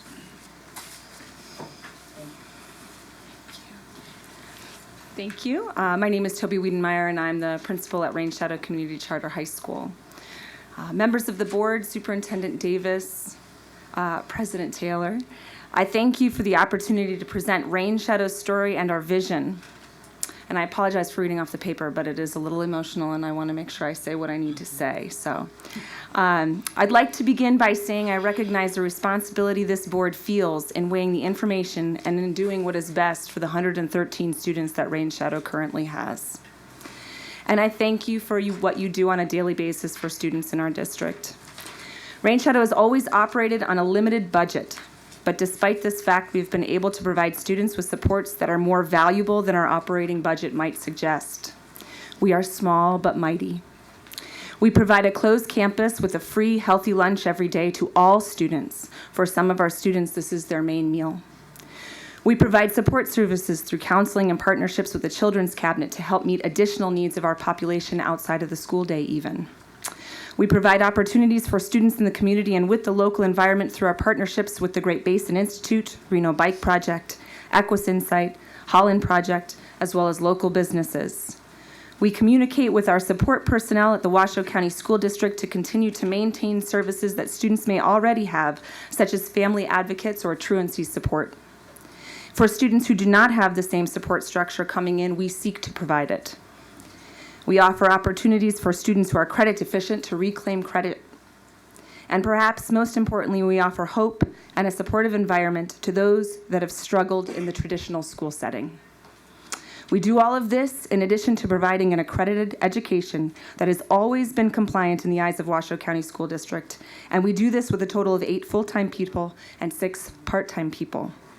Each person that works at Rain Shadow is dedicated to the cause of the school and to the goal of supporting each and every student. On June 23rd, we were granted a 1-year probationary charter with a plan of support and oversight by the Washoe County School District. This charter presented an opportunity, but also came with some negative press at the very start of our school year. The bad publicity, coupled with the changes to how per-pupil funding is now calculated, meant that we started our school year with fewer students than we needed and no safety net. Rain Shadow had a $19,000 carryover from the 2014-15 school year, despite starting the 2014-15 school year with a $26,000 deficit. Yet this was not enough to overcome our student needs. It became painfully obvious that we would not have enough money to get through July and August with the current budget shortfall. Rain Shadow is operating on a budget of $822,904 before any donations. This year, we have had donations totaling approximately $15,000. A quarter of our budget goes towards the cost of leasing the building. Half goes to the amount for staff and faculty and any support staff that we bring in. The remaining quarter is how we provide educational supplies, food, technology, resources to each and every student. Our students do not pay for supplies, they do not pay for their lunches, they pay for nothing. We cover that. When we recognized that we may have issues, we evaluated our cash flow to determine that we could make it until June and graduation. Staff and faculty were involved in this discussion and understood that it might mean not earning a paycheck for the months of July and August. Still, all were committed to staying with the school. As a testament, I have signed amended contracts for all staff members. This was a crucial decision as it would frame the course of our discussions through the remainder of the school year. When the school year was given notice of possible closure in January, it caused the staff obviously to be more concerned. They have been forced to consider options. Though at this juncture, with our current numbers, we still have the ability to continue to provide the services that we need to provide for each and every student that we serve. I have been meeting with the Rain Shadow School Board to explain our situation monthly to ensure they could make any determination that they felt was appropriate throughout this process. And in November, the Rain Shadow Board motioned to remain open until June. As a result, I sent a letter outlining the fact that the school would have to close to our landlord on December 10th. Our lease requires 6 months' notice in the event of closure. While a closure on January 28th may appear to be the time period with the most minimal financial impact, here's the financial counterargument I'd like this board to consider. First, the school will be responsible and liable to cover $86,000, over $86,000 per our lease, which states, should the tenant lose its financing from the state of Nevada, tenant may terminate the lease as of the end of any anniversary of the commencement date by giving landlord written notice of such termination no later than 6 months prior to the anniversary date upon which such early termination should take place. In the event the tenant vacates the premises prior to such early termination date, in this case in January, landlord may lease the premises to a third party, but the tenant shall in no event be relieved of its obligation to pay rent and operating expenses through the early termination date. Our landlord, when I asked him this question, stated to me, with your 6-month written notice, Rain Shadow can terminate the lease effective June 30th, 2016, and is only liable to pay rent through that date. If Washoe County School District elects to close you earlier than June 30th, the school is still liable for the rent through June 30th. The second point I'd like you to consider is that the school will have to pay out the remaining components of staff contracts in the amount of $107,900. This is taking into account the daily rate of pay that each teacher would have worked up to this point. The third point I'd like you to consider is that we're going to need to clear out the facility, all of the contents of the building in a very, very shortened period of time. When we moved to this building 6 years ago, the cost of that move was $4,700. And finally, the school will be required to pay for a final financial audit as well as for the services of a bookkeeper to close out the finances of the school at an approximate amount of $12,000. I'd like to share a comparison of closure dates, if you want to take one and pass them around. That will just explain to you what this looks like with a January closure and what we would be liable to pay. Perhaps more compelling, however, is the personal impact of this decision. 20 out of the 47 seniors of Rain Shadow have been with the school for more than 3 years. Of that group of 20, only one is not on track to graduate. These individuals have not attended their zone school for more than 3 years, and Rain Shadow is the only school they wish to graduate from. Finishing in June, while not ideal, because quite frankly, this school serves a major purpose in this community, it's better at least because it will allow us to support the students through the transition and provide the same support structures that we have always provided to this particular population of students. The 8 highly committed full-time staff members will be out of a job and will have difficulty being hired so late after the start of a new semester. Not all staff members have entered the Washoe County School District pool as of this moment. Some students may not return to their zone schools to finish out their requirements, which would be exceptionally concerning to me. To quell the financial concerns, as it is my understanding that finance is the only reason that the Washoe County School Board would make a decision such as this, I wish to present some additional information. First, our board carries an insurance policy that will support them as individuals. It's a claims-made policy. It is current. If we close early or if there are claims made after closure, the school need to continue to pay for the policy for its board members. Ideally, the school could provide coverage for our board at least a year out after the closure of the school to ensure that there are no concerns there. The coverage is a $1 million coverage, and if we were to close in June, we would be able to cover that. Our teachers have already agreed to the 16% decrease in pay and benefits for the remainder of the school year, which is July and August, to accommodate for the loss of finances. This information was presented to our special board meeting on the 6th of January, and teachers have signed on with the understanding that this would occur. We have been able to reduce staff to support the 100+ students we currently have, and the reduction will save the program over $36,000 over the course of the next semester. And this will allow us to completely work through June and be able to secure all obligations through June. We've had a significant reduction in food costs, having spent just over $4,700 for the first semester to feed all students a nutritious lunch. At this rate, we'll have split the cost of feeding students in half from last year. As we progress through the school year, if we are to lose students in our average daily enrollment to other programs throughout the transition, the school can still count on its DSA funding based upon the August count day of 113 students. And this was confirmed by the Department of Education. And finally, Rain Shadow is engaged in discussions with another charter school program about a possible merger. At this preliminary junction, both administrators have met, and the administrator of the other charter school has met with the members of Rain Shadow's school board. Rain Shadow is still investigating what that might mean for the program and if it would be a good fit.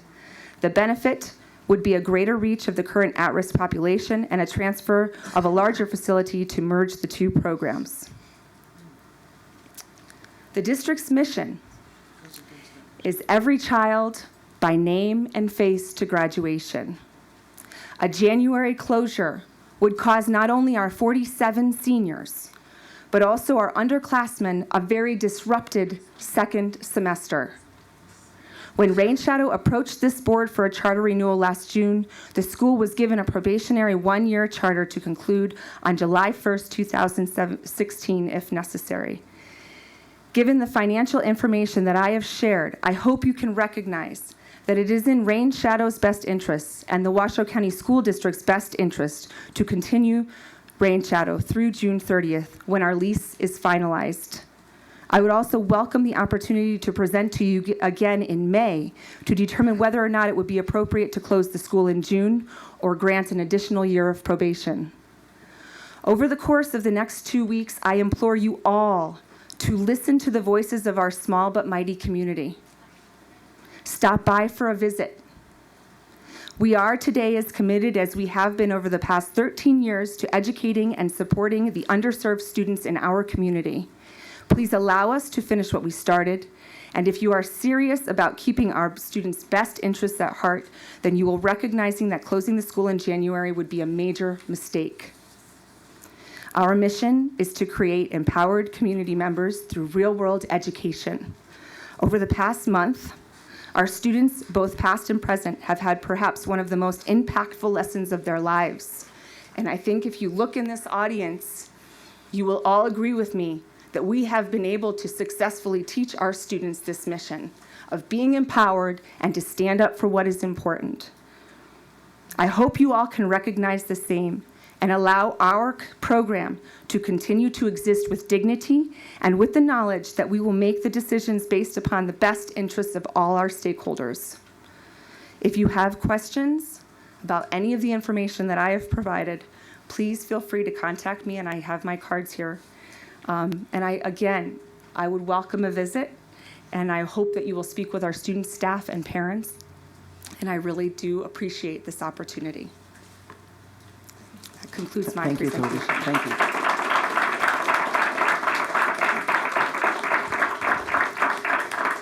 Thank you very much. I know you'll be here if there are questions that the board has of you, so thank you so much. Well, we'll also have some comments from other members of our staff. I want to start with Superintendent Davis. So I want to start with Principal Wiedemeyer and her staff and students. Thank you for being here, first of all. And I see the teary eyes and understand the work that happens in a school when not only you build community, you build capacity within that school. And what is more clear to me is that there's something special happening at your school, and we acknowledge that work that you do in the building. With that being said, you do have to understand that you have provided us with some additional information today that I don't believe we were all aware of when we met in December, to be fair, to go over this, because I really pushed the staff hard, because closing a school is emotional for the people who walk in that building every day, that learn, that build relationships with kids who don't necessarily always fit into a comprehensive high school. They find a place to be successful. And based on what I know and what we hear you saying is that there are children who have found themselves to be successful at Rain Shadow. And we don't take that away from the work that you do. And as I said, today is only about discussion, and you have provided some additional information that had not necessarily been into consideration. With that being said, there will be lots of dialogue, and people will ask questions, and we might have to do more research and get some things answered. But knowing also that we are an entity that we cannot jeopardize our ability to represent any charter school also, because this could potentially, if I am correct, legal, impact our ability to sponsor all charter schools. So our decision, if made, should be about students, and maybe it is solvent and you have additional information that we have not considered. But I don't want to take away from the work that you do for students, because it's so emotionally charged. There might be a belief that we don't acknowledge that. And I think sitting here looking around the room, and I can't even look at the girl right here because every time she gives me that eye contact, right, I want to turn away and say, I remember being a principal and know what that would feel like if my school was being closed, because they each have a story that they tell, and you know their stories and their individual stories, and we are big on students and resiliency and sharing their story and their voices.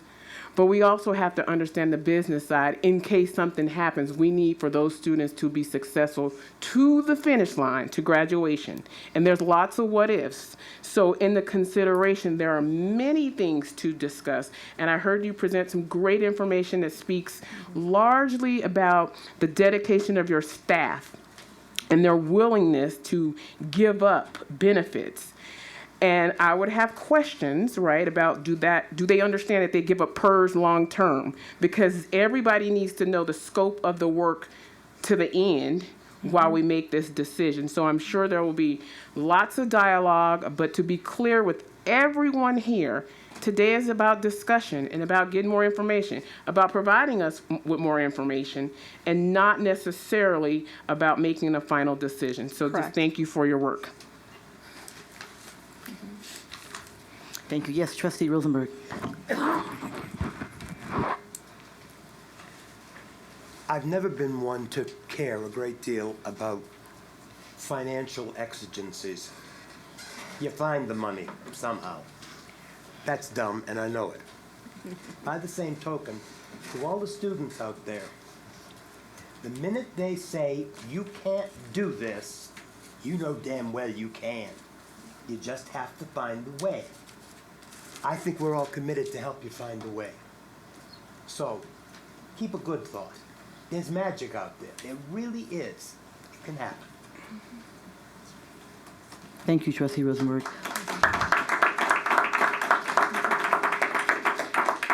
Before we go to public comment, again, other comments from the board. Yes, Trustee Smith. I appreciate the comments from the principal, and from those, I'm going back kind of what Tracy said. We had certain information that I have in front of me, and then you presented more information. I just want to get some clarification. It sounds like you're saying possibly the school can remain solvent to the period of getting through the end of this school year, but it kind of sounded like that. You never actually said exactly that, and I need to hear and see supporting numbers that you can get through the end of the year. Is this a question for me? Yeah. Please, please. Yeah, so I have a cash flow documentation. When we met earlier, it was clear that we had the cash flow to make it through June. We can pay off, the biggest issue is that we can't afford to pay staff salaries over the July and August period. And when they do an initial contract, it ends up being split out of over 12 months. So that was the biggest hiccup. We've actually given our landlord notice, pending, obviously, we win the Powerball. But but we have given him notice, and what that essentially means is that we aren't liable past that period of time to pay for the lease, which is the other major expense. So that gives us enough time to take care of all that we need to take care of in terms of transitioning students and doing what we need to do. And we do have a cash flow estimate. Plus, we have had a couple of part-time staff members and one full-time staff member that are no longer going to be with us, and that's on the backside, and that will save the school an additional $37,000, and that's a fairly recent situation. So we still have highly qualified teachers in every one of our classes. We have 100 students right now, and that 100 students, we still are able to provide a learning environment that's less than 25 students in a class. So we're still doing what we've always done. We've always been small, and in fact, we used to only have 4 core teachers that would do that. So we've kind of looked at how to make that work for us as well. And I'm happy to provide documentation. If I can ask a follow-up question for you. I understand that there's a commitment, and it looks like July and August would be the months that teacher obligations are not going to be able to be followed through on. What happens, Toby, for your students if in April the situation took a darker turn? What now do we do? Because the end goal for us, right, or for me anyways, is to see these kids through graduation. Right. And hopefully that's at Rain Shadow. But what if it can't be Rain Shadow? I have to think, does the Washoe County School District have enough time to get these kids into the system, get them comfortable for the last couple of months, get them caught up, and assess their abilities and needs, provide the services? What happens, even if your projections, right? Because we can only call them projections until we've actually signed off that we paid the bills. What happens then? What do we do?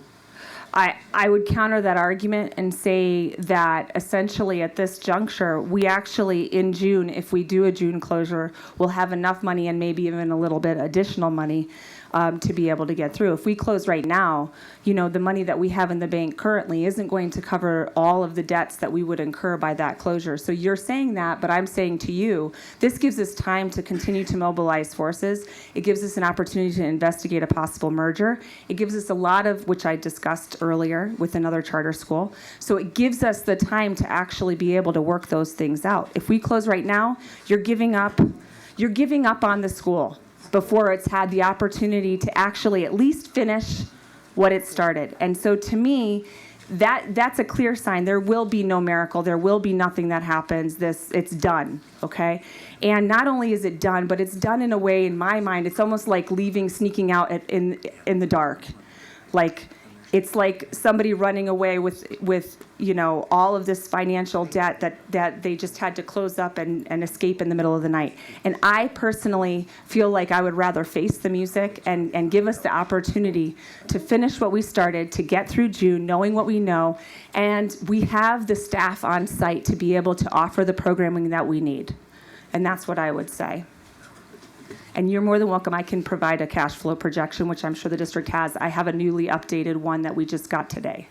I think that will be helpful for all of us on the board, and Superintendent Davis said that's additional information they didn't have to consider earlier either. So any information that's updated from when they made their last visit and so on would be very helpful. And we will be sending that off tomorrow. We, like I said, we finalized as far as December was just done this today. So Okay. I don't have it printed out for you, but I can present it tomorrow and send it your way. Okay, thank you. I thought you were going to. Yes, President Taylor. I know Trustee Smith had a very specific question about, now versus the months in the district. A few months, could we provide support? I'd like to invite Mark Hauser to come forward, and he is one of our counseling staff in our school district, and he can explain exactly what that means, right or wrong. Thank you, Mark. Superintendent Davis, members of the board, Mark Hauser for the record. I'm a high school counseling specialist. I've been working in the high schools for a number of years. Specifically, our commitment's always, when students come in to the traditional high schools, is to work with them to get them as many credits as possible. And as they come in, a lot of times it's about a question of alignment with the curriculum and the content that the students are receiving and the programs that they're receiving at the schools. So when you move through the semester, the farther into the semester we get, the more that becomes a challenge trying to match up curriculum and content in order to have students earn credits. So with that said, we do what we can to try to do that. But as students, as they matriculated into their senior year, and I believe there's some 13th graders too, it's hard to match up their content and their curriculum the farther in the semester we get in order for them to earn credits. And even the younger classmen, the 9th, 10th, 11th graders, as far as alignment goes with their programs of study, it's a case-by-case basis at the schools. So the content and the curriculum that exists at the traditional schools, when it's matched, it goes pretty smoothly. But when it does not, and for a charter school, they have some unique programs that don't always necessarily, and that's the nature of a charter school, not to line up with what goes on at the traditional schools. So if that answers your question. Okay. Sounds like we need some time to get them into if they elect to go to a district school, we would need some time to get them in and get them aligned. Well, to paint the picture, for instance, by our policies, the 20th day of a semester is the kind of the deadline for a student to enter into a new course and be able to be caught up, but be able to receive credit by that teacher. Once you get past that point in the semester, there's a combination of regular classroom time plus a combination of online time that needs to be combined so that the seat time requirements that the state requires for credits to be issued. So that's one of the reasons I believe the district's looking at early in the semester, the better, if this, based on your decision. But there is, as farther we get down the line in the semester, the more difficult it gets. And the more the potential is that on a case-by-case basis, some students may not be able to earn the amount of credits they normally would if they start with us from the day one. Okay? Well, I'd just like to ask the students to stand. I know some of you are sitting and wearing purple, but I want to recognize the students for being here. So I'll give you guys a round of applause.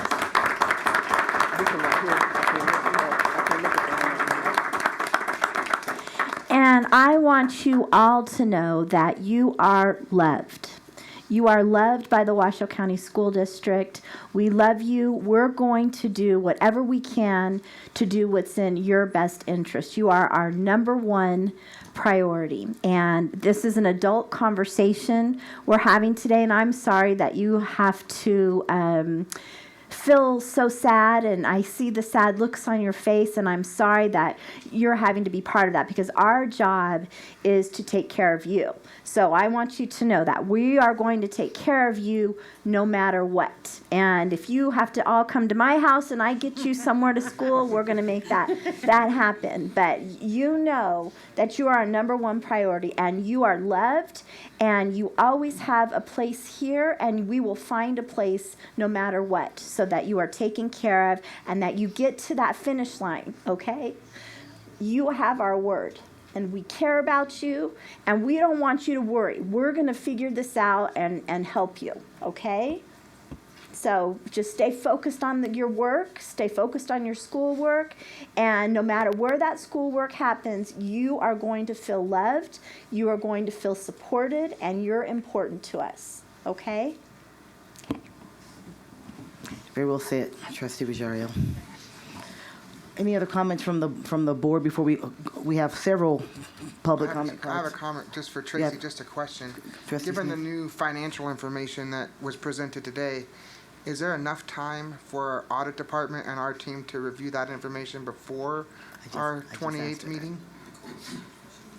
Well, I'm going to assume we're going to adjust schedules to see if that works. To be able to give you a good determination, we'll have to pull together and look at schedules. I mean, we have to honor the fact that that decision we made was not made with additional information, which if had, it could have been different. I don't know that.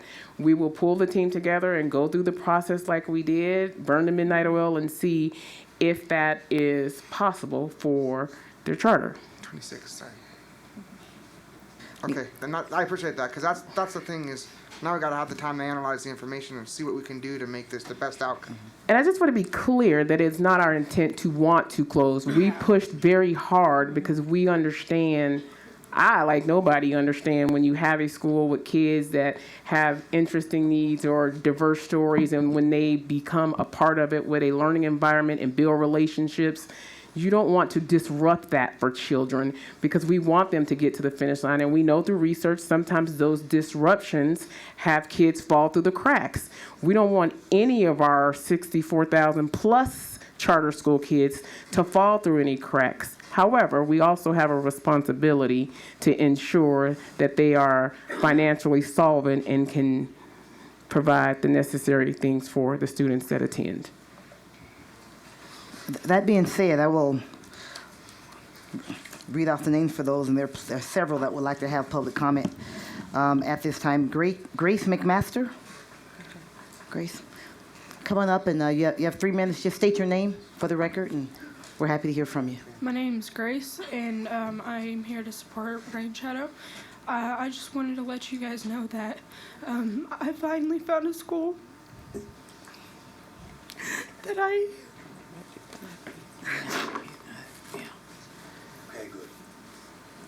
Take your time. That I feel at home at. This isn't just a school, it's a family. And I finally enjoy going to school because I don't have to worry about people trying to hurt me. I have people I can talk to at this school. At a traditional school, when I was in middle school, the counselors weren't really all there for me when I needed them. So I was diagnosed with bipolar and clinical depression by my psychiatrist, and he said that he would write a letter to you guys to let you know that I can't go to a traditional school. It's just too much for me to handle. And if Rain Shadow gets closed down, I don't know if I'll go back to school.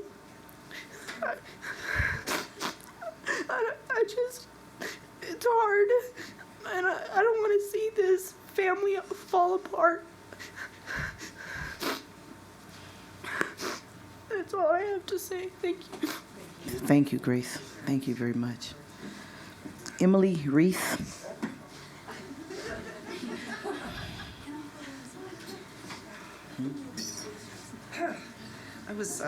I'm Emily Reese, and I'm a staff member at Rain Shadow.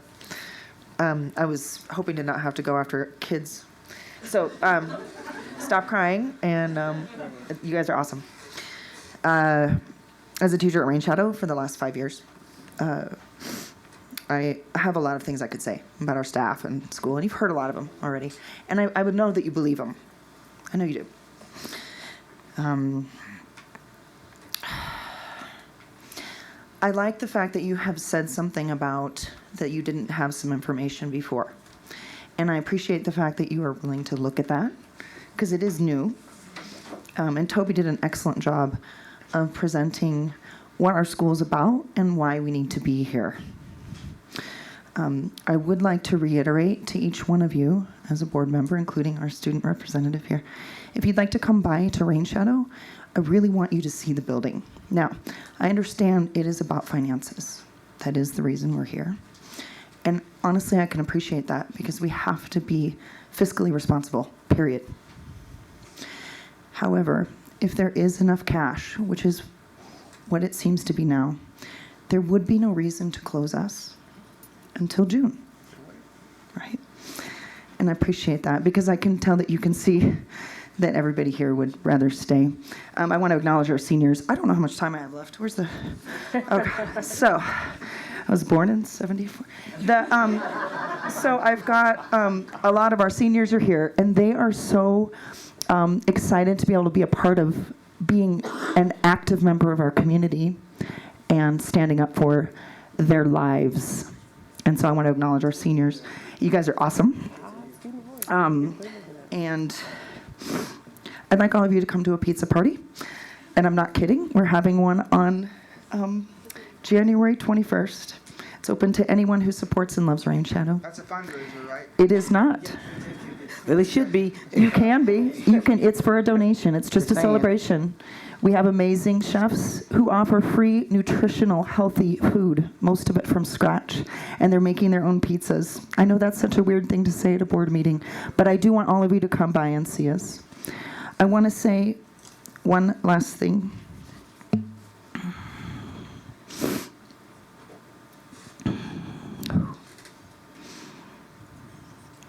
Here's one little bit of what I actually had written out. This was from a student. Most importantly, I learned how to be myself here and how to be more dependent on my school. Rain Shadow is so important to us, not only because of its academics, but because it's our home, our family, and it has become a part of our life. And I would like to see you at our school so you can see what it's like. And thanks for thinking of everything that you need to consider. Thanks. What time's the pizza party? 5:30? Just go to our Facebook page and we'll be making announcements. I'll make sure to invite each and every one of you. Thank you. Thank you, Emily. Thank you for all your work. Karen Erickson. We'd like to hear now. Karen Erickson, you're still here?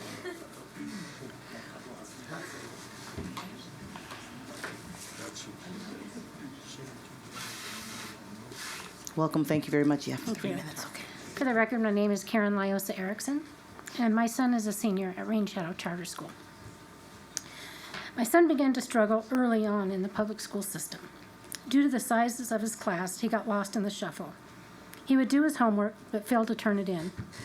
He was constantly berated by his teachers because they knew that he was capable, without them ever taking the time to talk to him to find out why he exhibited this behavior. Multiple times each year, I would meet with teachers, principals, counselors, and nurses to ensure that everyone was aware of his individual needs.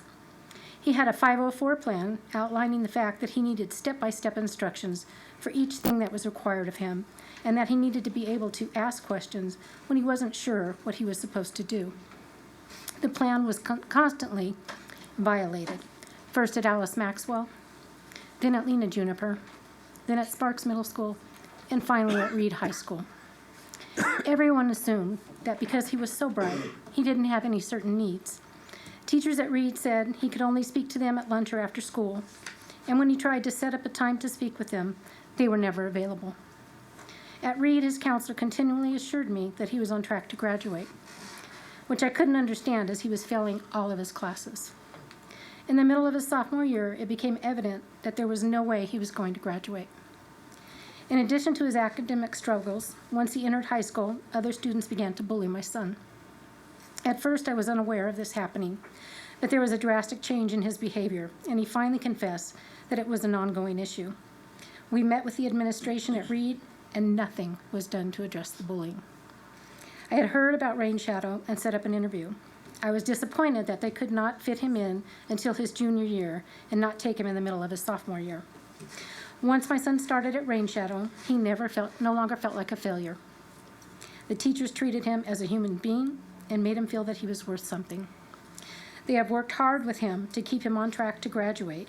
The smaller class sizes were beneficial to his learning abilities. He now has graduation in his grasp and is extremely stressed about the possibility of Rain Shadow closing. With this anxiety, he is once again struggling to get his work done. Additionally, he has been accepted by his peers, and bullying has never been an issue at Rain Shadow. If the Washoe County School District truly cares about my son and the other students at Rain Shadow, most of whom have had some type of negative encounter with the public school system, you will let Rain Shadow remain open through the school year. Please consider how closing Rain Shadow will ruin the educational success of this senior class. Thank you. Thank you very much. Jennifer Hatinga.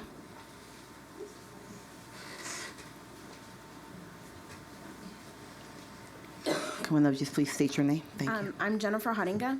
I actually have 2 students at Rain Shadow.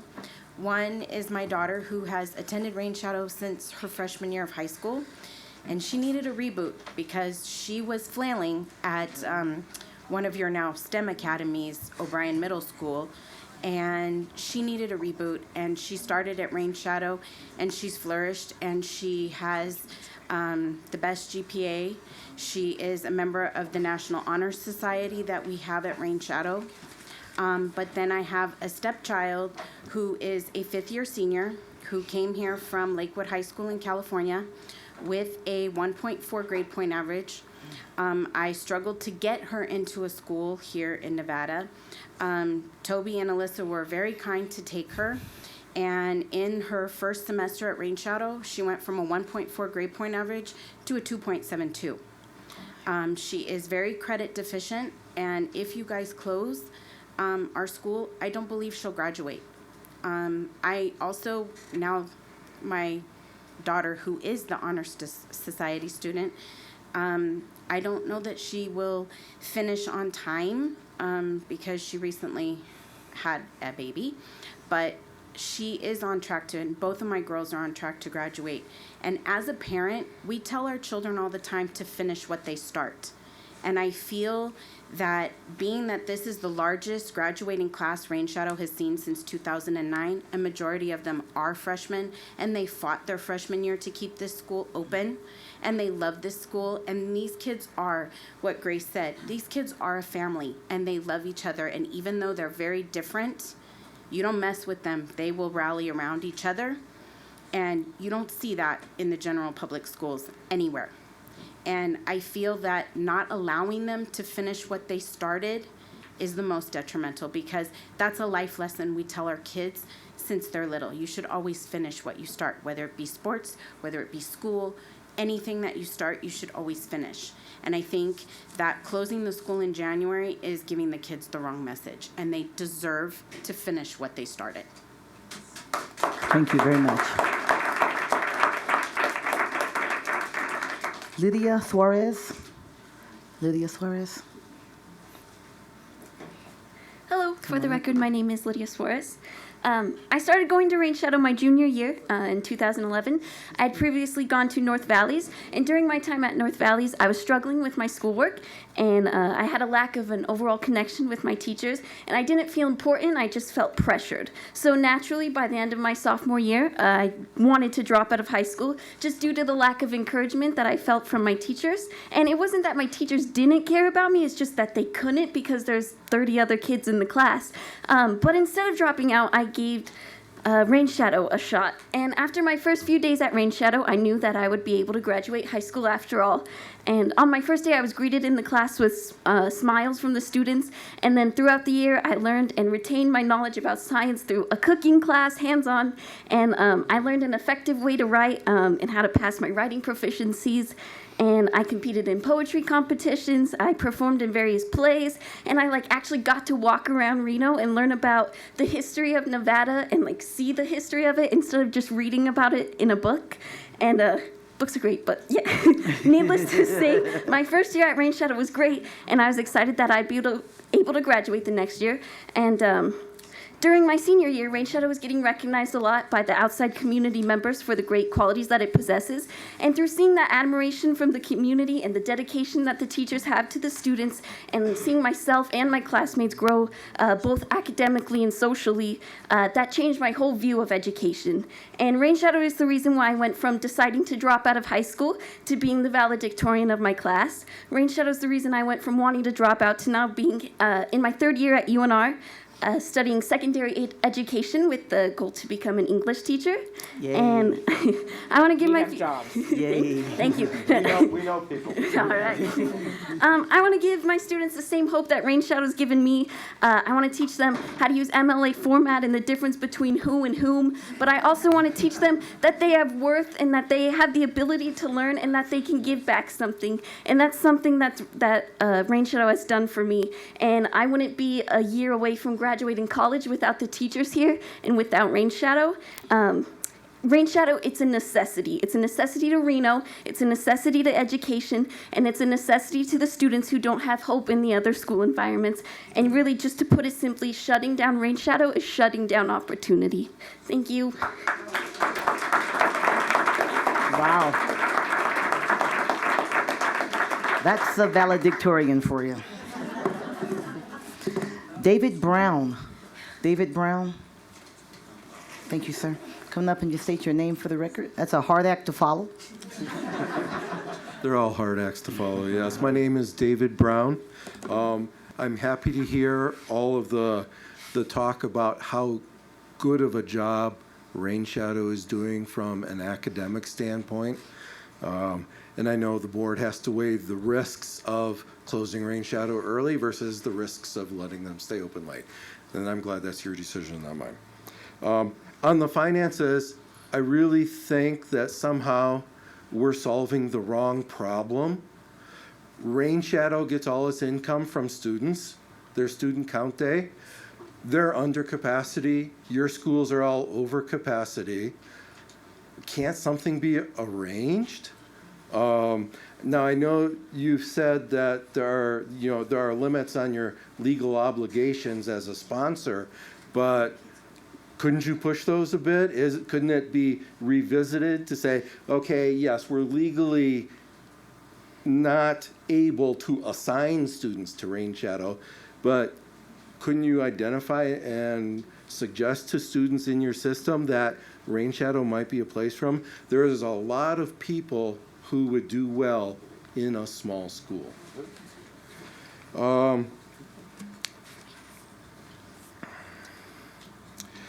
I'd like to add a couple of suggestions. One is to revisit the legal aspects, see if there's more you can do about marketing it.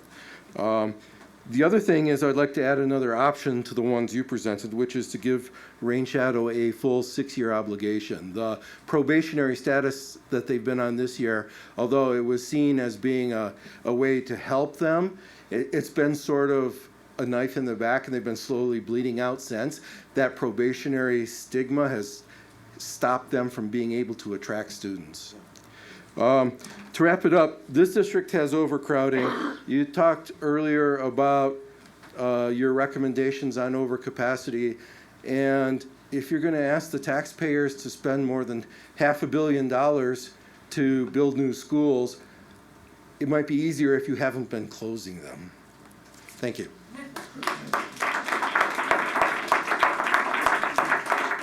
Thank you. Christine Kaywood? Is it Kaywood, a C, Kaywood? Yeah, Christina Kaywood.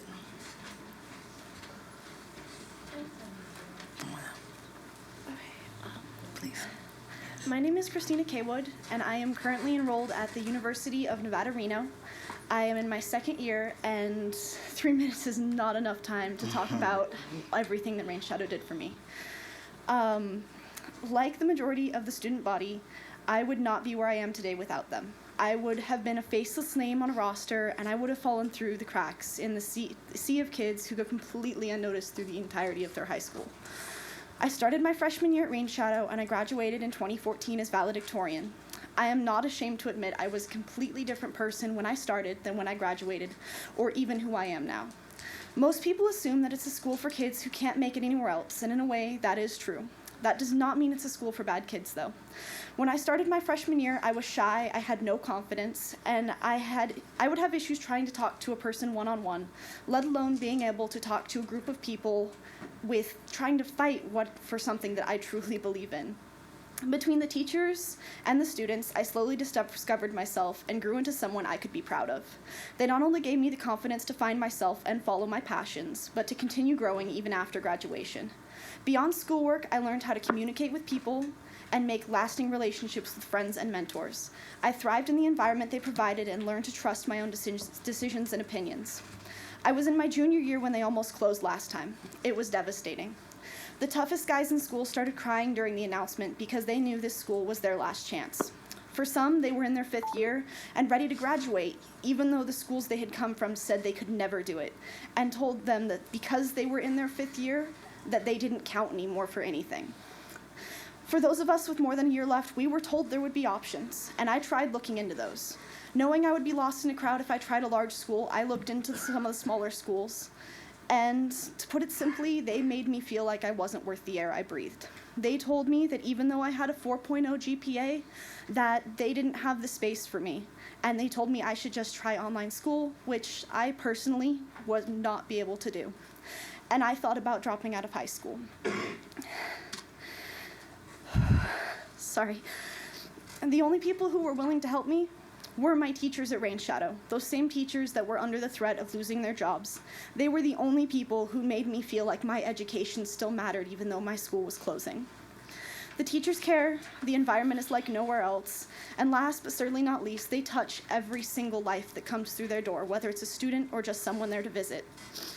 They helped me grow into who I am today, so I'm fighting to keep this part of the community open so that others can get the chance that I did. Their motto is creating empowered community members through real-world education, and that is exactly what every person there strives to do. Thank you. Thank you.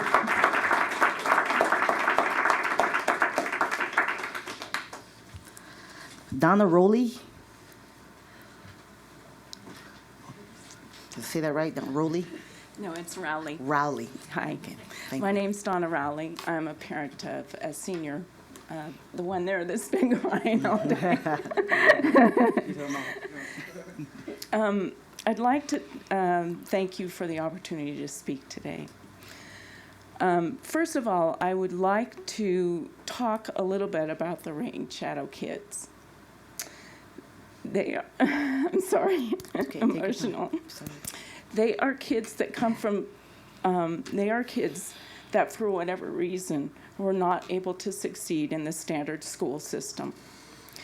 They are kids that would rather get up at the crack of dawn to ride a city fair bus to get to school than to take a free school bus to their district school. They are kids that parents that care a lot about them, but sometimes they're not able to help them. And some of these kids are working for their families, and they're working for themselves because they don't have the money to support for that kind of support. They don't have the money to pay for food. And sometimes the only food they get, the only meal they get, is their lunch at Rain Shadow. They are kids with 504s that came to Rain Shadow credit deficient, and they're trying to make changes for their future to graduate. These kids are the typical kids that the President of the United States and the governor of our state of Nevada have called No Child Left Behind. These are the kids that have been left behind from the standard school district. They are kids that do not fit the standard mold and do not learn in the standard way. These kids are surviving and thriving at Rain Shadow. They have found their niche. And with a school that knows them by name and not just the kid in the third row that doesn't have any friends. Rain Shadow is a school that takes all of these kids in, and they teach them in a way that they can understand. I am told that these kids will be able to make choices on where they could go if this school closes. They may sign up for their best option, but they are leaving their only option behind. I fear that they will give up, because after all, if the school closes, that means you have given up on the school and you have given up on them. Please don't give up on our kids. They are worth it. I'd like to say one other thing. My daughter is up for the valedictorian, and she's also up for the math award. She's also president of the National Honor Society at her school. If she does not graduate from this school, that will all go away. Because if she goes to another school, she will not be valedictorian. She will not have that math award, and she will not be president of the National Honor Society. That will all go away from her. Thank you very much. Thank you, Ms. Rowley. Jay Johnson.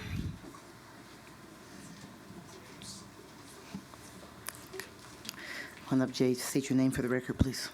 Good afternoon. My name is Jay Johnson. I started the Summit VMS Mentorship Program for entrepreneurs here in Reno about 2 years ago. The reason that I'm here, and thank you, of course, for your time and your attention today.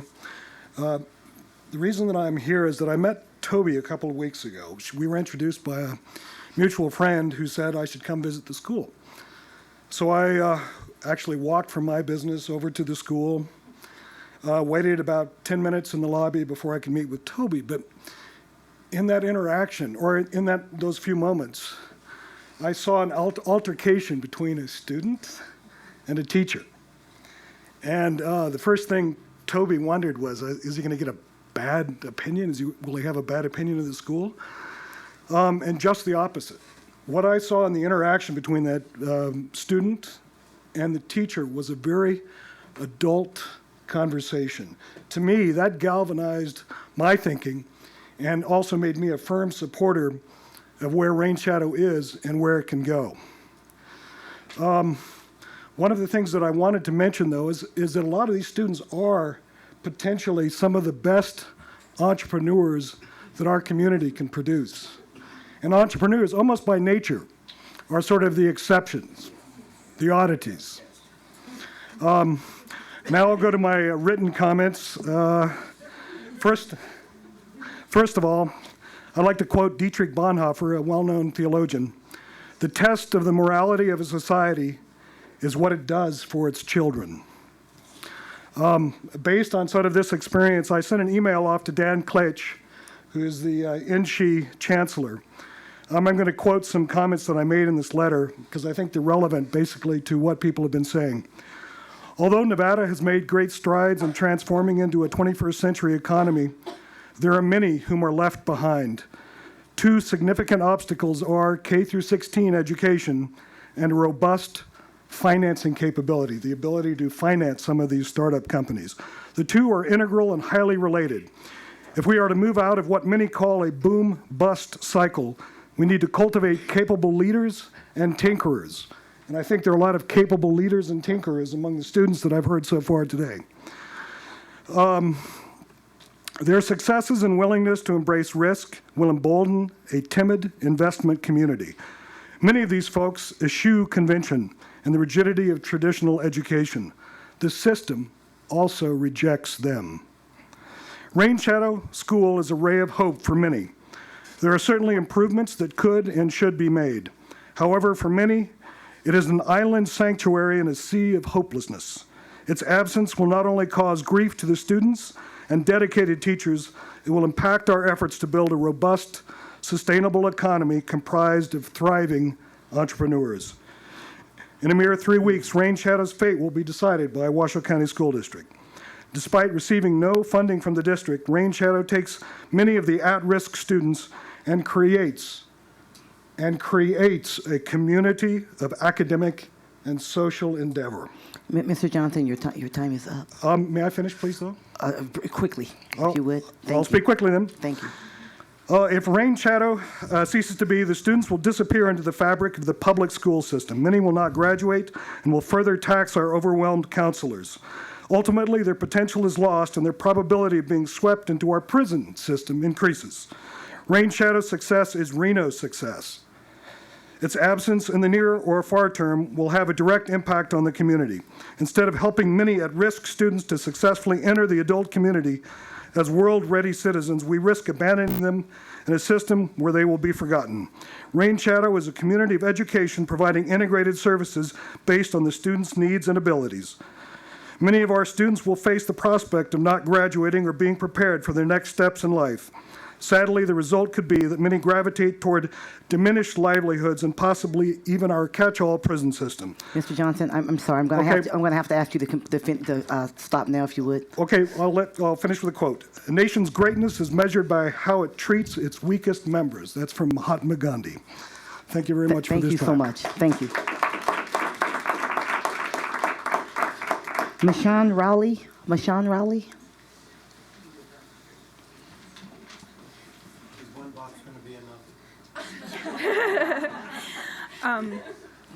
If you would, just state your name, if you would. My name is Mashawn Rowley. I am a senior at Rain Shadow, and today I'm here to talk about the school that saved me. When I was in middle school, I was diagnosed with anxiety disorder, and it took over my entire life. I couldn't handle answering questions in class, let alone addressing a group of people this big. And certainly not in this state. I was heavily medicated. I had panic attacks at least twice a week, and I was bullied by students who thought my disorder made me weak. These kids told me that I was pathetic, that I was unworthy of their friendship, forgiveness, and their pity. The teachers and staff at that school allowed this to happen. My vice principal went as far as to ask me if I was going to kill myself after one of the incidents. By the time I made my way to Rain Shadow, the public school system had already failed me. But my first day there, I made friends, something I had failed to truly accomplish in years at other schools. Within a month, I was raising my hand in class. Within 2, every one of my teachers was accepting of me, disorder and all. By the end of my freshman year, I was working towards becoming valedictorian. The summer after my freshman year, I was diagnosed with depression. But I looked forward to coming back to school, a place where I felt I truly belonged. While I was depressed, my teachers and the staff at Rain Shadow helped me. They were understanding of my situation. They treated me with dignity and respect. When I cried in class, they asked me if I needed a break. When my anxiety became too much, I could sit in with my counselor. And on more than one occasion, other students would see that I was going through a rough patch and would give me words of encouragement. "It will get better," they would tell me. These people helping me through my depression were educators who took the time outside of their classroom to show they cared. They were students whom I didn't know, upperclassmen I thought were scary, kids I didn't think liked me. I asked myself why after every encounter. Why would they help me? Why would they care? The answer is simple: because we are a family. Lately, I've been thinking a lot about that time in my life. I think about what probably would have happened at another school. I think about the vice principal who asked me if I was going to kill myself, and I think about how lost I was in public school. I imagine that excruciating summer of depression stretching on for 3 years, and I know that Rain Shadow and the people who go there are the reason I got better. Me and students like me deserve a school like Rain Shadow. My graduating class, my family, deserves to graduate together. Thank you. Thank you very much. Don't worry, I'm not talking.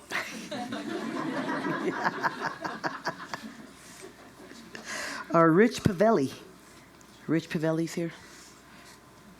Come up, sir. State your name for the record. Hi, my name is Rich Pinelli. Thank you to the board for allowing me to speak today. I am a local doctor in an ear, nose, throat office in Northwest Reno. I grew up in Reno. I'm third generation Reno. And actually chaired the Hearing and Hearing Aid Specialist Board appointed by Governor Sandoval for 6 years, so I know your job's not easy. I know that side. It's rare that I would ever leave patients, move patients, leave the office, but I felt this was important. I was asked on one occasion to come to Rain Shadow in 2009 to speak to the school. They wanted members of the professional community to come talk to the school, give them an insight into our profession. And I met several students in that encounter, and I saw a lot during that encounter too. Trustee Rosenberg mentioned earlier there seemed to be a magic about this school and a magic in the room. And so I won't go into any detail other than I guess the reason I moved patients today and took the half of the day off was to say that I'm here because of that magic. I saw that. And I wanted to at least be here and show my support in person. I saw on 3 specific incidents students who did fail in the traditional model, who with absolute certainty were success stories, and I personally believe they would not have been without the help of Rain Shadow. So thank you for your time. Thank you, Dr. Pinelli. Thank you for being here. Leslie Nevis, thank you very much. Please forgive me. Leslie Nevis, thank you. Hello.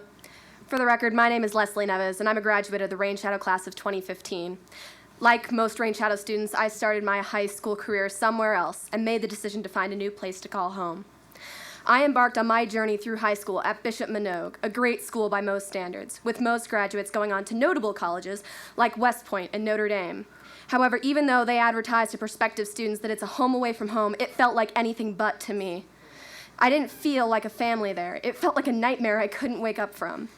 It was draining, and it became apparent to both my mother and I very early on that I wasn't cut out for that kind of environment. I wasn't happy anymore. I was losing hair. I was breaking out frequently from the stress. Manogue was for overachievers who wanted a foot up in life. While I don't mind working hard, I didn't feel like it was worth the effort there when I was just another statistic in a sea of unfriendly faces. School was so hard for me that I became depressed. Halfway through my sophomore year, my mother agreed with me that it would be in my best interest to transfer schools. We looked around and decided I should try online school. I started my junior year at Beacon Academy in Nevada. In the beginning, it was a lot of fun. I was just breezing through school so quickly, I finished 2 weeks' worth of assignments in one day. That left me with a lot of free time I didn't know what to do with. I forgot these assignments kept coming, and even though I started out ahead, I had to keep going. I didn't remember until it came time for midterms that I had to catch up on 2 months' worth of work for 8 classes in a week. Unlike Manogue, Beacon Academy allowed me way too much freedom, and therefore didn't challenge me the right amount that I needed. So the task was to find a school that would stimulate me sufficiently without stressing me out so much that I felt like giving up. Upon hearing from a recommendation from a friend, my mom asked me to come out with her to check out a school called Rain Shadow. It was perfect. It was like my imagination had spawned my dream school, and I would know. For my first education class in college, I was asked to create my ideal school, and I based most of it off Rain Shadow. It may have some problems, but given time, I believe that they will be worked out. I was given the chance to spend my senior year somewhere great, somewhere where I could really succeed, and did. Both semesters, I got a 4.0 GPA and found out how best I learn and study, something I carry with me every day. At Rain Shadow, I was able to excel to the point where I gained back a sense of confidence in myself and the study skills that have set me on the path to a bright future. With the help of the teachers and the staff there, I was able to get into my top choice school, St. Michael's College, where I'm having the time of my life learning how to become a high school teacher too. The faculty at Rain Shadow works hard every day to inspire kids to live better lives through academics, and they encouraged me to go after my dreams, something I hope to instill in my future students as well. If you close the school now, you deprive the current students of the smartest decision they ever made, to choose an academic system that works for them. I didn't find mine until my last year of high school, and I never could have done it if they had closed. There are past and present students, myself included at Rain Shadow, who without the school couldn't have gotten where they are today. I implore you, please consider leaving the school open until June at the very least. These seniors are entitled to graduate somewhere they feel they belong, where they're wanted, where, like me, they believe they can succeed. Thank you. Thank you very much, Ms. Nevis.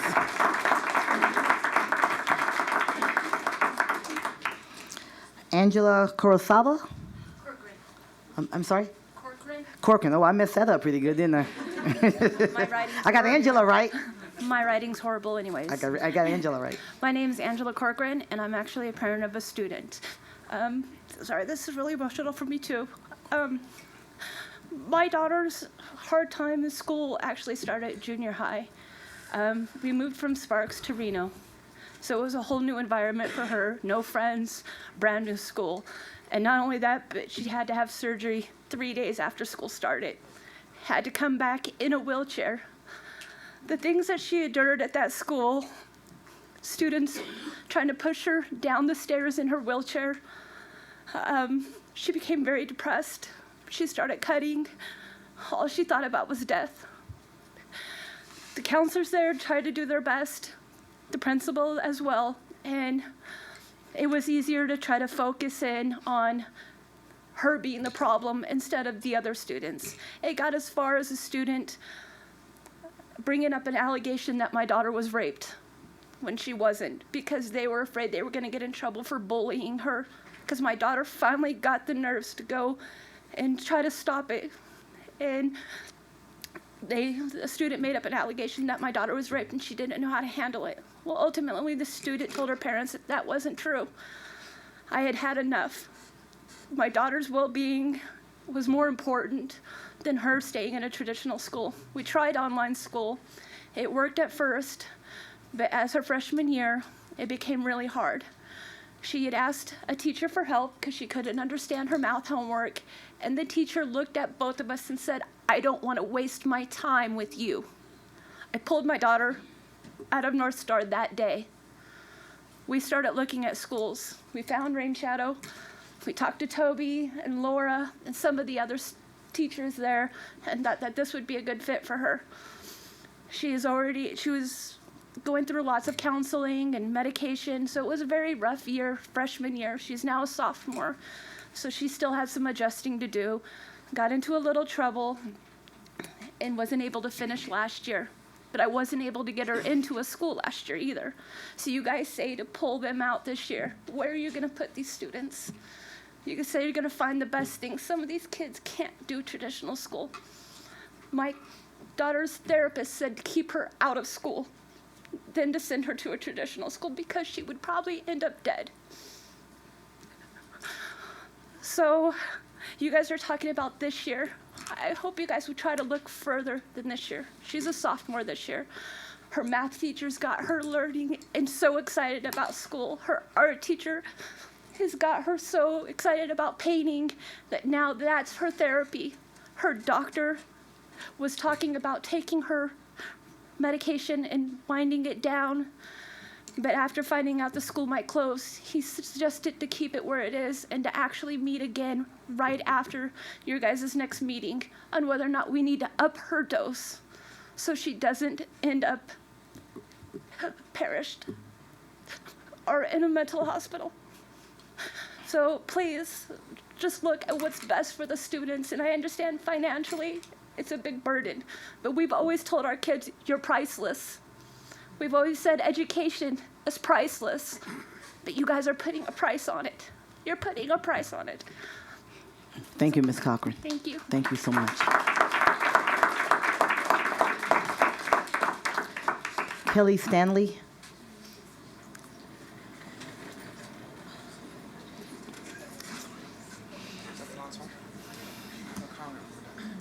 Hi, I'm Kelly Stanley, and I am the mother of a senior.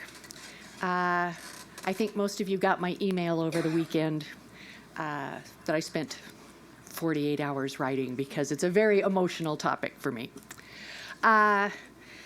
Something was said at the beginning that this is a battle of facts versus emotions. And I would say that this is financial facts versus emotional facts. There's facts on both sides. And the fact is, for my daughter, who is a senior this year, she would not be a senior if it was not for Rain Shadow. I moved to Washoe County in 2013. And when I called Washoe County School District and said, I have a daughter who has severe anxiety and probably is not going to do well in a traditional high school, I was told all of our traditional high schools are equipped to meet every need of every student. I said, I find that interesting and I don't believe it. So, I know that you have charter schools. Can you help me understand what the charter schools have? And I was informed, no, that they would not talk about charter schools. If I wanted to find out what a charter school could do for my children, I could call each and every one of them and find out for myself. This was in the summer. I couldn't find anyone to talk to. So, to your point, Trustee Ruggiero, I appreciate that you love and support all these children. I do not believe that Washoe County School District does. My own experience is that we were throwaways. My daughter had to reclaim a lot of credits, and she has done phenomenal. She has been accepted to St. Martin University. She has been provided with a $64,000 scholarship at St. Martin University. I appreciate the applause, but if you pull the plug on this school now, my daughter has no options. You say that she's got options. I looked for options, and I have continued to look for options. She tried online school. She tried a hybrid school. She tried alternative schools. Rain Shadow is where she is successful, and she's not the only one. All of these kids are successful at Rain Shadow because they aren't successful anywhere else. And I want you to remember that it's not just financial facts. The fact is you are considering pulling the plug on some very bright, exceptional children who deserve better from this school district and from the people in this room. Please consider carefully what you're doing, because if you pull the plug on my daughter in 2 weeks, you've pulled the plug on her university education and $64,000 scholarship, and she's going to make it, because I'm the kind of mom that's going to push that. That kid is going to get through, but she's missing a huge opportunity, and I need you to look at those facts as well as the finances. Thank you, Ms. very Stanley. much. Thank you very much.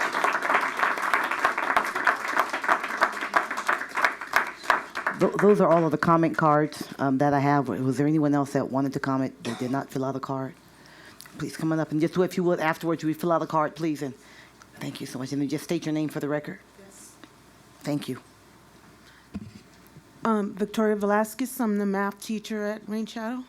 I've been there for 8.5 years. I just wanted to say that, again, I want to reiterate what everybody has said about the finances. I get it. I get it. I understand it. I've talked to Stacy a couple times. I know I've seen Toby. Toby and I have talked. I've seen all the numbers. I understand that. I was there when we had the first time that we almost closed, and it was a big deal. These are my kids. Yesterday, the first day back at school, I stood in front of my class. And I looked them straight in the face, and I started work as usual. I'm not closing. And I set up my folders, and I got the kids working because I'm going to teach them, because that's what I do. I'm a math teacher, and I teach. And I'm going to teach them. And I'm going to ask you guys to let me teach them. They deserve me to teach them until June. Toby has a plan, and she's going to send it to you tomorrow. please look at it. Please look at it and look at it carefully. Please give it careful consideration. I ask you to please look at it carefully and give us the opportunity. And all of us teachers, I signed that contract. I am happy. I'm going to tell you right now, I am happy to give up my July and August pay. Why would I do that? Why would I do that? Because these kids sitting in this room matter. They are worth it to me.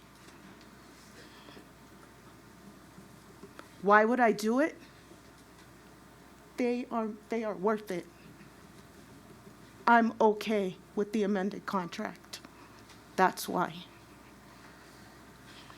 And I will do it. I'm a teacher. That's why. Thank you. Thank you. And please, just as a reminder, please make sure you fill out that card. First, we'll have that. Thank you very much. Are there any other comments, open comment, public comments for anyone? Okay, thank you very much. Back to the board, table for discussion. Trustee Smith, you said you had a comment you wanted to make. You know, just after hearing all the stories of all the students, they're all very touching. And that's the one thing that, you know, small schools are very good at. And you know what, even some of our big schools are good at too, is knowing kids' stories. And you know what?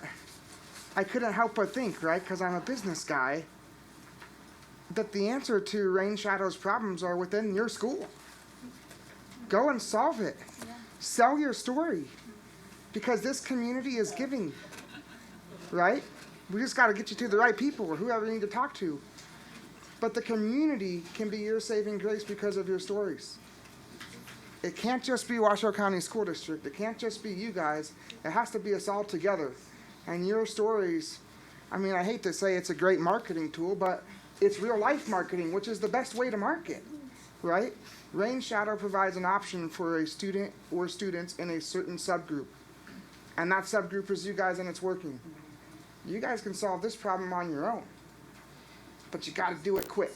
So get out there. Anybody you talk to, mow some grass, wash some cars, do what you got to do, but make it happen, because you can do it. $100,000 washing cars is a lot of money. Well, you come up with some creative way. I don't care how you do it, but you guys can do it. I believe in you. Your students are successful in this environment. No, you know, you got to get a benefactor. The real successful charter schools have a benefactor. Agassi, the tennis player, funds many charter schools.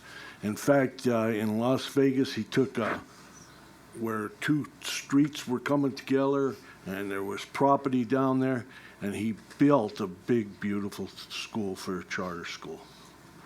That's what you need to get as a benefactor.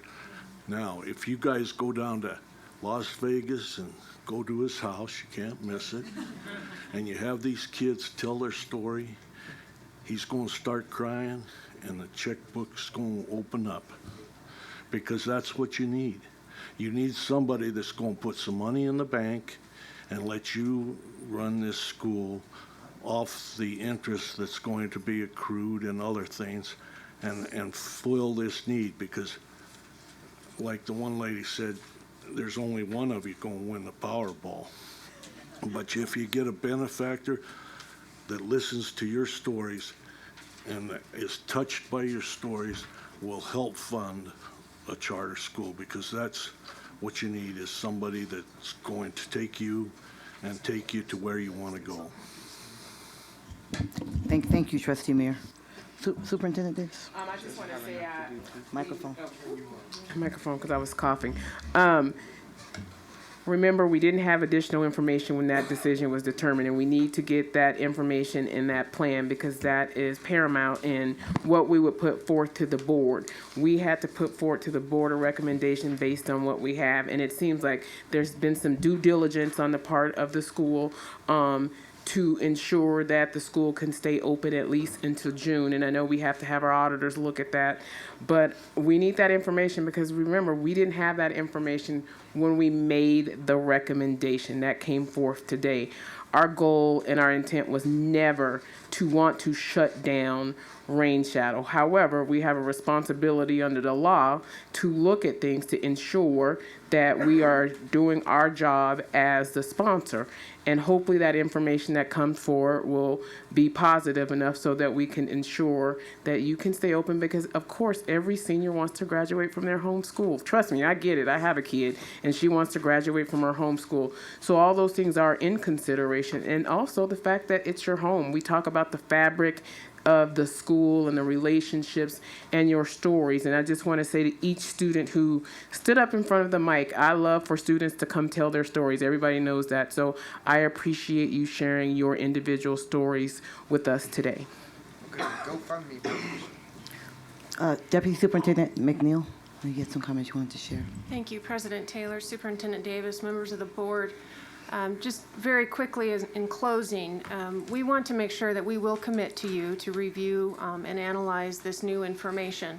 That being said, I would like to put on the record, however, that our options department has spent a great deal of time, many, many days, many months, working with Rain Shadow staff.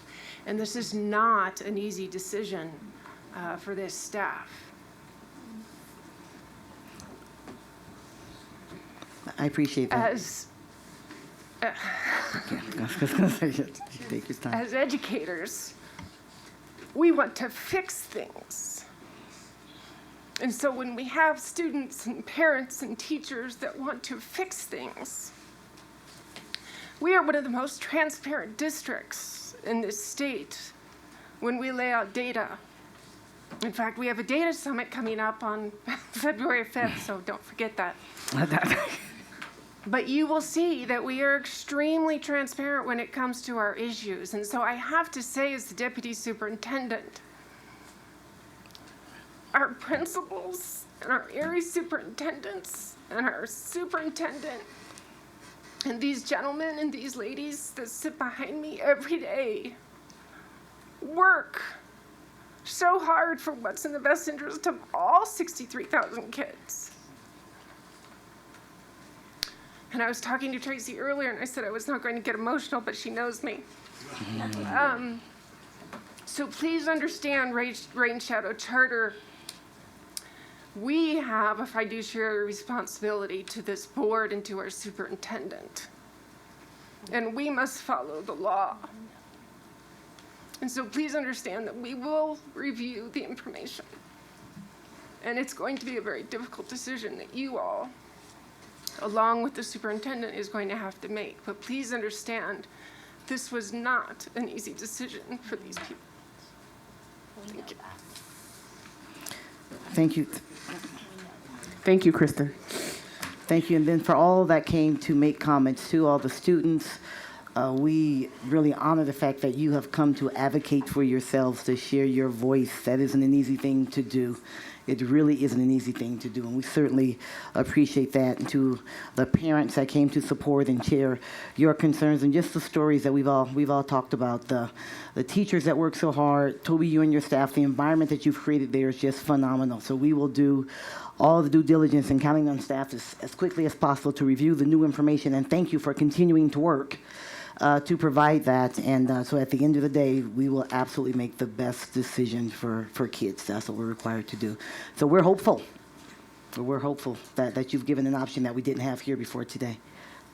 So I don't want to leave the students. I'm so concerned about this level of stress on our students, our Rain Shadow students. So and I think you've already been doing this, Superintendent, but I want to make sure that they have a connection here somehow, some way. Is there any way? I mean, I know that you said counseling staff has been at Rain Shadow. I just want to make sure that the students know that we are not going to leave you hanging. Parents, senior parents, I know how serious you are because of your public comments. So, but I want to make sure that they have the information starting now about, you know, if that does happen, if the decision is made by the Board of Trustees that we have to close, I don't want the kids to sit and struggle and think, how are they going to make up these credits? Is it going to be the same? Can we start those conversations now? I don't want, I feel like I don't want the kids to have to wait 2 weeks before they have a conversation about where are they going to be. So I will have Dr. Green speak to the plan. I know as we worked on this, it was not our intent to just say close Rain Shadow and leave students hanging. Oh, of course not. And I also, know we that. wanted to talk about options. We are a district that believe in options, and we understand that every child does not fit in a comprehensive high school. And what are the variety of options that may be afforded to them? And we wanted to go out to the schools and talk to the parents and the kids. And as you know, as the counselor spoke earlier, it's individualized based on looking at transcripts and what they have already. And so I will let Dr. Green kind of take over a piece to this, but there was thought put into what the transition would look like for students and families. Okay. And of course there was. Yeah. But I'm doing my due diligence, Superintendent. Mark Hauser. Dr. Green? President Taylor. Mark Hauser, who presented just a few minutes ago, he has been working with the principal along with Stacy, Toby, to set up times that are appropriate for what the school needs. We've identified the 15th and 22nd to be able to go to the school and meet with anybody interested. Of course, we additionally will meet with any parents at any time in regards to their schedules, because not every parent can take off during the school day and meet with them. So our counseling department, I want to thank them for their work, Catherine Loudon and Mark Hauser. If they can wave, I think they're still in the audience. They're there. They want to wave out there in regards to providing individualized support, reviewing transcripts, credit, everything else. Perfect. I wanted the kids to hear that. So I want the kids and parents, I want you to hear that there's opportunity to meet with our counselors and to get any questions you have answered, because you need to have all the information. Right, and just to clarify as well, the Washoe County School District is the sponsor of this charter. That doesn't mean that it's the option. So we will be providing all families with every single option out there, not just the Washoe County School District, because that's important for the students to understand as well. I see them fitting really well with Inspire. Stacy, come on up. I know you had something you wanted to share as well. Actually, Dr. Green did a phenomenal job at explaining that, but I also wanted to reinforce that the 2 informational sessions that we have scheduled at Rain Shadow, which is this Friday and next Friday, by all means, is not a recruitment effort for Rain Shadow students and families. It is actually a wraparound service where we are extending our support for Rain Shadow to answer questions that come up, because this is a lot of information to digest. So parents are going to go home tonight, they're going to read a newspaper tomorrow, and then they're going to have questions. And so Mark and Catherine, all of us are on our toes and ready to be there to respond to any questions the parents may have about college opportunities, even employment opportunities, whatever comes that can be of support to our Rain Shadow kids. So we are going to be discussing options scholastically on the what ifs, but by no means is it a recruitment effort on either one of those dates. I just wanted to make sure that was very clearly stated. Thank you so much. Any other comments from the board at this time? Thank you to staff. I know this is difficult. Yes. Oh, we're definitely going to have a break. Let's have a 10-minute break, get an opportunity to breathe, and for the students and parents to depart again. Thank you so much for coming, for sharing your stories. We'll break for 10 minutes.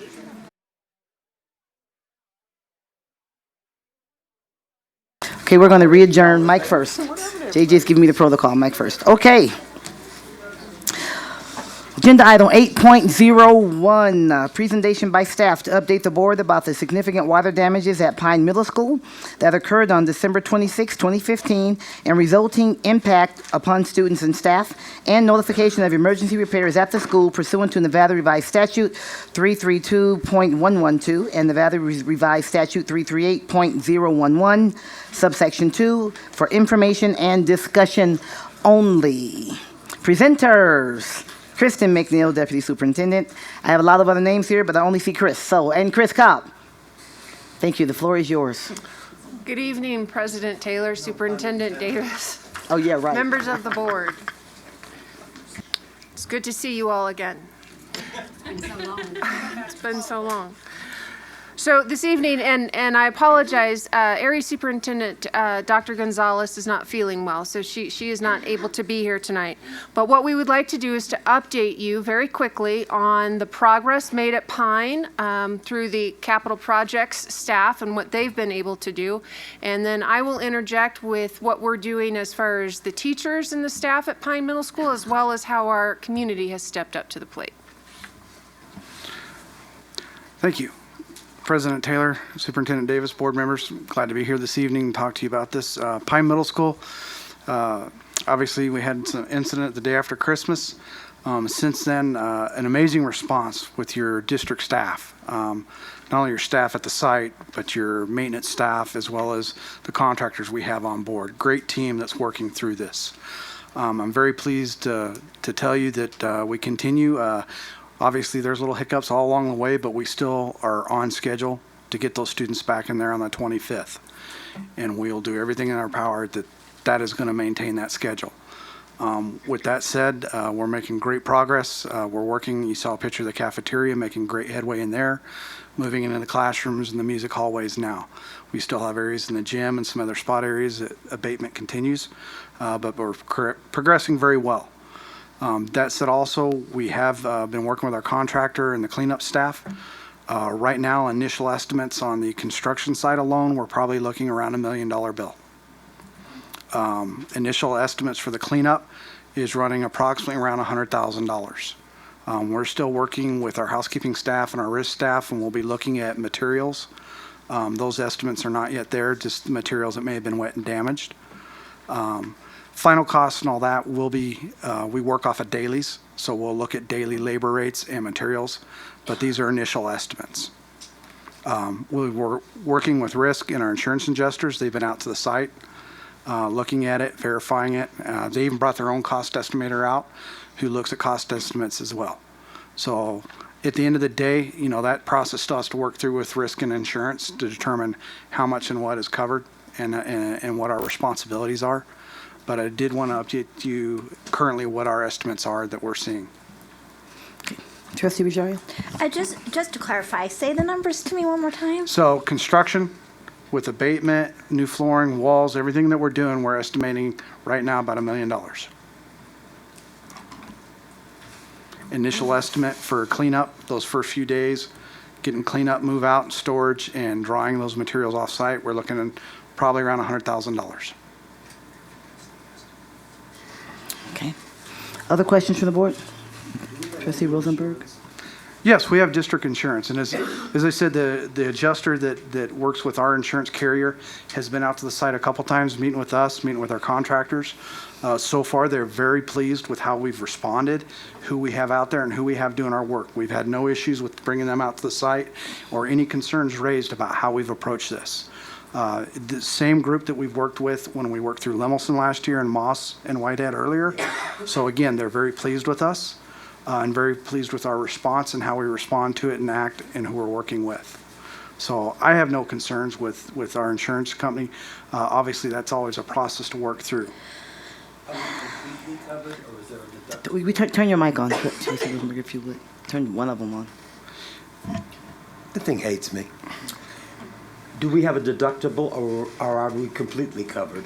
There are deductibles. It'll really depend on how they determine what they feel causes are. Okay. And that's yet to be made. And that's where they do work with Mr. Gonzalez and Jackie James in our risk department. Any other questions? So would you just briefly talk about the asbestos, and I think it's important that the information that you provided to the parents, why the removal on the tiles especially, would you briefly touch on that for the trustees? Asbestos is a material that was used a lot, especially from the period of World War II almost up into the 80s. It's in most of the building materials that you can find, and it's just not schools. We're talking any building. Some of our homes, any other public buildings. You can find that in there.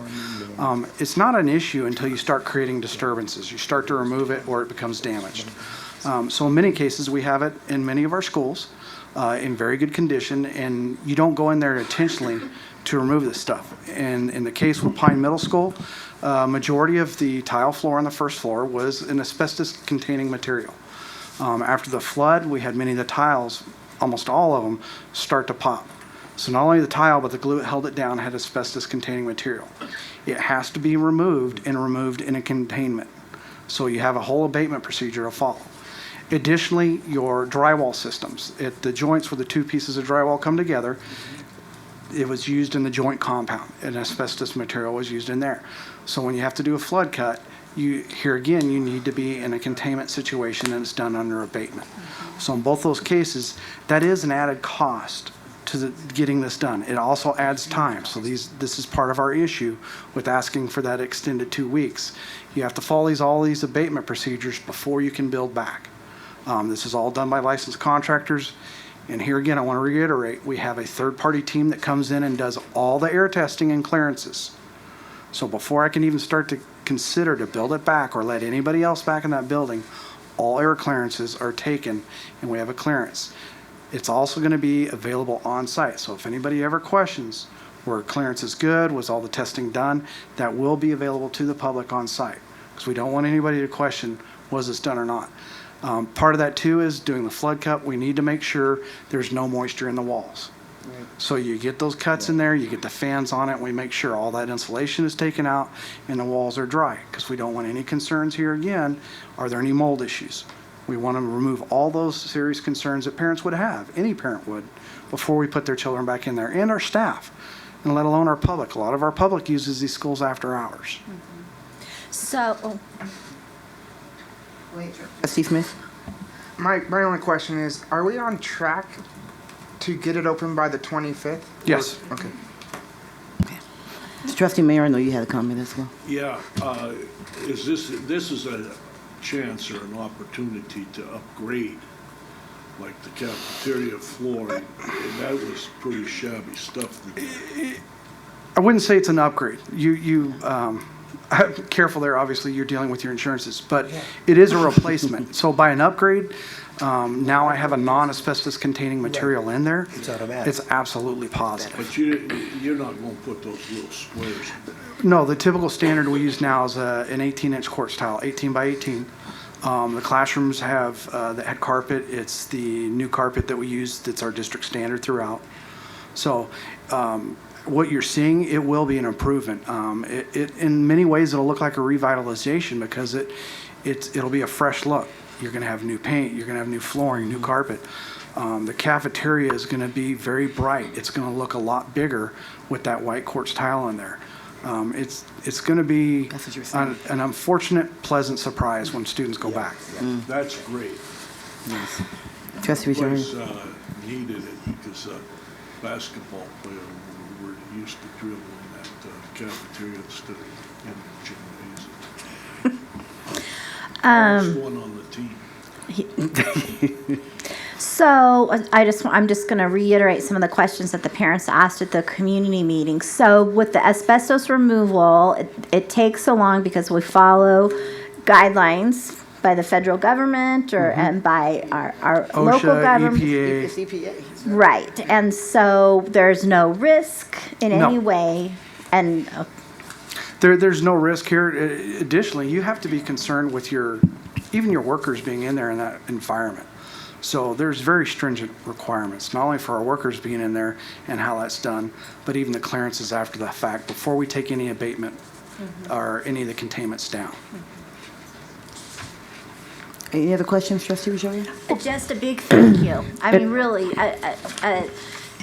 how Chris responded to the parents at the community meeting was fabulous. They had really tough questions, but he nailed every question. It's exactly how I wanted it to go. I think they felt very listened to and very informed, and I think Superintendent Davis would agree with me.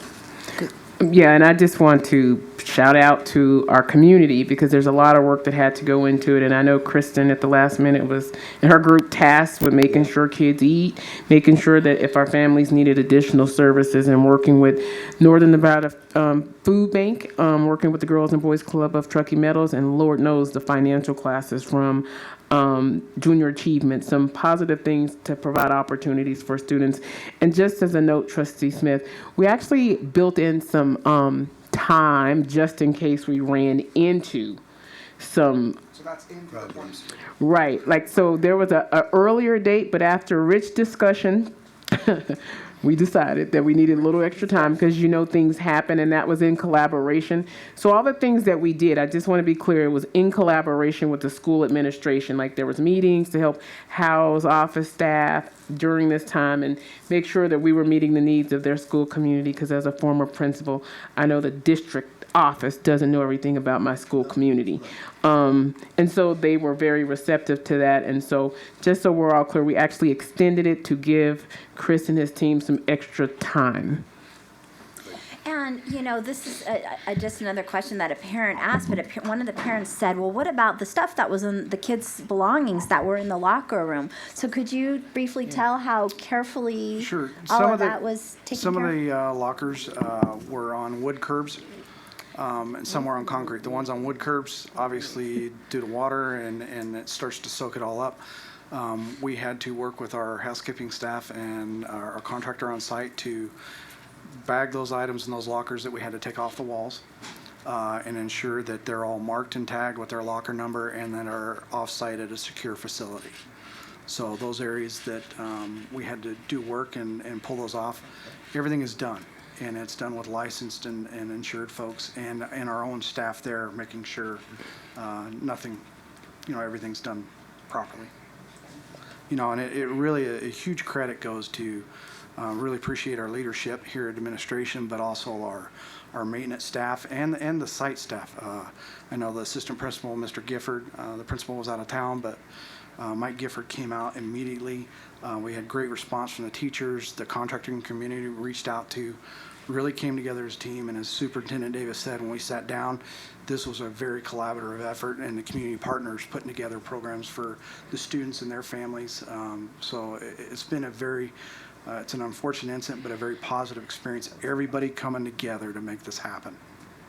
One of the things that I would say is it became really obvious as this, I was out of town, so I was reading the emails, just became really obvious that the community really jumped in, really said, how can we help? Whether it's things that I would never think of, like families that need food and the contractors and the Boys and Girls Club and Junior Chief and others that came up with activities, because now my kids are out of school for 2 more weeks, if you're a parent.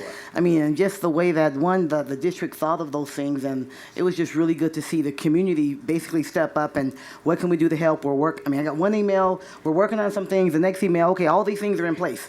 So it was, I just think the job that you guys did and the way I felt really informed, even though I wasn't here during that, and just to see the way the community came together to support the kids and the families in the district and in that school community was just really, really good to see. Really good to see. So thanks to all that were a part of that, and thanks to the community, really. Thank you. And Deputy Superintendent McNeil is going to talk about the academic end of this. So just very quickly, what we'd like to do is just tell you a little bit about the teachers at Pine Middle School and what they're going to be doing for the next 2 weeks. They have stepped up to the plate. Superintendent Davis has worked with WEA to make sure that this communication has gone out. But for example, so they have a additional contract time of 52.5 hours that they need to make up. And so in working with Brad Boudreau, the principal, Mike Gifford, Georgette Connect, the administrators at Pine, we came up with a solution to where they would be able to track their time until the end of this year, but by doing different types of responsibilities throughout the time. So they are going to be able to work in PLCs. They are also going to be able to connect with our other schools that may need substitutes. So we've already had other principals reach out to our Pine Middle School teachers, and so they will be going to those schools and supporting those school efforts. But this was one of those kind of light bulb opportunities that how can our teachers additionally help? And so they have been tremendously helpful as far as this is what else that they're going to be able to do. PLCs, classroom setup time, after school tutoring time, a homework hotline. They're going to be helping kids that have different types of homework. But these were all different types of ideas that, as Superintendent Davis said, when we went into emergency mode and we sat around the table, what are some of these ideas that we can come up with? And so all of the staff, classified, ESPs, administrative staff, and certified staff have been taken care of as far as what they're going to be doing for the next 2 weeks. And it really was President Taylor, a phone call to Mike Worm, the executive director, one phone call to Mike, and it was taken care of. And these are services that they are not charging any of our families. It is free to those families, and transportation is provided as well. It took one phone call to the executive director of Northern Nevada Food Bank, as Superintendent Davis pointed out. Sherry Jameson was right on there. So now our kids at Pine have breakfast, lunch, and dinner during these 2 weeks period of time. Wow. And Boys more. and Girls Club. And they also have breakfast bags, and they are also getting different types of groceries that On that- Tuesdays and Thursdays, they can Tuesdays come and for 2 weeks. So it really has Food been a bank tremendous really stepped in. opportunity. Great. That's really impressive. I mean, this is when the really district being a part of the community and community being a part of the district really comes to the forefront. That's the kind of thing that people need to know. It's about so much more than, hey, they can't go to school and have class. I mean, all these things. So that's fantastic. Any other comments from the board? Great job. Thank you very much. Thanks for all your work for those kids and those families and those members of the staff. Can't forget about them. Finally. Can't forget about them. All right, come on up. Item number 8.02, informational presentation by staff and by Mr. Jeff Scott and Mrs. Bet Weinart? Beyonce. Oh, sorry. I need some accents. Beyonce Weinart. Weinart was easy, believe it or not. Beyonce of the Washoe County Library System regarding the partnership between the Washoe County School District and the Washoe County Library System. This is for information only and also for discussion. Thank you all for being here. Thank you, President Taylor, Superintendent Davis, the Board of Trustees. For the record, I'm Kendra Fox. I'm the Director of Curriculum Instruction. Back in the fall of this year, under Superintendent Davis's leadership, Library Services was moved under Curriculum and Instruction, which makes a ton of sense, right? I mean, libraries under Curriculum Instruction. So, which made me very happy. And one of the best things about that move was that I now get to partner with the Washoe County library system. And I think it was in November, we had a hiring committee to hire the new Washoe County director, and I got to be on that committee. And so with that, I will introduce Mr. Jeff Scott, who's the new Washoe County library director. So thank you. Welcome. Thank you. I'm honored to be here. Thank you for giving me the time. We need to turn this on. Push test. The one that has it on. There we go. Now we're alive. Thank you for the opportunity to speak with you today. I'm honored to be before the board, and thank you, Kendra, for inviting us here. I'm excited to be part of the Washoe County Library and the Washoe County community. So we'll be reintroducing a lot of public library information that you may already have, and you'll be introducing me, the new library director. So thank you. So do I advance it, Dorcas? Yes. Press the magic button. Oh, I see. Maybe the right, yeah. There we go. Now we're rocking. Okay, so the Washoe County Libraries have been serving Washoe County citizens since 1904 through 12 branches. One of the great things about the downtown Reno branch, having been there, is that it brings the outdoors inside. So it has all kinds of plant life and trees. And so if you like your theme parks, it's really nice. It has the 1960s style to it. It's the Registered Historic Places, an award-winning library. It will be celebrating the 50th anniversary of the library this May. So we're very excited about that. It's where I grew up, that library. So there's a little visual for you, so if you don't know what they look like, you have it's one of my flashcards tests when I got here. Is they don't tell you which library it is, then they tell you like which one is this one, which one is that one. So these are the various libraries. So we have library services in downtown Reno, Duncan Traynor, Gerlach, Incline Village, North Valleys, which is in the shopping center there, Northwest Reno at the Senior Center. Sierra View, which is in the Reno Town Mall, and I'll remind everyone that the Friends of the Washoe County Library is having their book sale there all this week from January 9th to the 17th. So stop by the Reno Town Mall for the book sale. Really great books. I stopped there on Saturday and filled my book bag up, so be sure to stop there. We have libraries in South Valleys, Spanish Springs, Sparks, and Verdi. And Wedge. Did you mention Wedge? Or South Valleys? So, okay. South Valleys, yes. The modular is the one in Gerlach, right? I mean, I didn't know Gerlach. Duncan Yeah. Traynor. Okay, so where's Gerlach? I don't know if we have Gerlach up there, because that was one of the trick questions I think I had. So you have, if you want to go, so left to right, it's downtown Reno, North Valleys, South Valleys. I think that's Duncan Traynor, Sparks, Northwest, Senior Center, Incline Village, Sierra View, And that one's Gerlach there. So we have an inside picture. With all the books there. So Incline Village, and then Spanish Springs is on the bottom. Do you still have the one that we're lacking inside the high school? Yes, that's a joint use. So the school librarian runs that, and we provide the services and materials there. Yeah, Beatican. Pretty big for the high school. For the record, Beate Weinert. The school library within Gerlach actually moved out of the high school into the elementary school when that community shrank. So it is still a joint use. It is still part of the school out in Gerlach, but it's actually in the elementary school. The high school closed. So everything's at the elementary. Correct.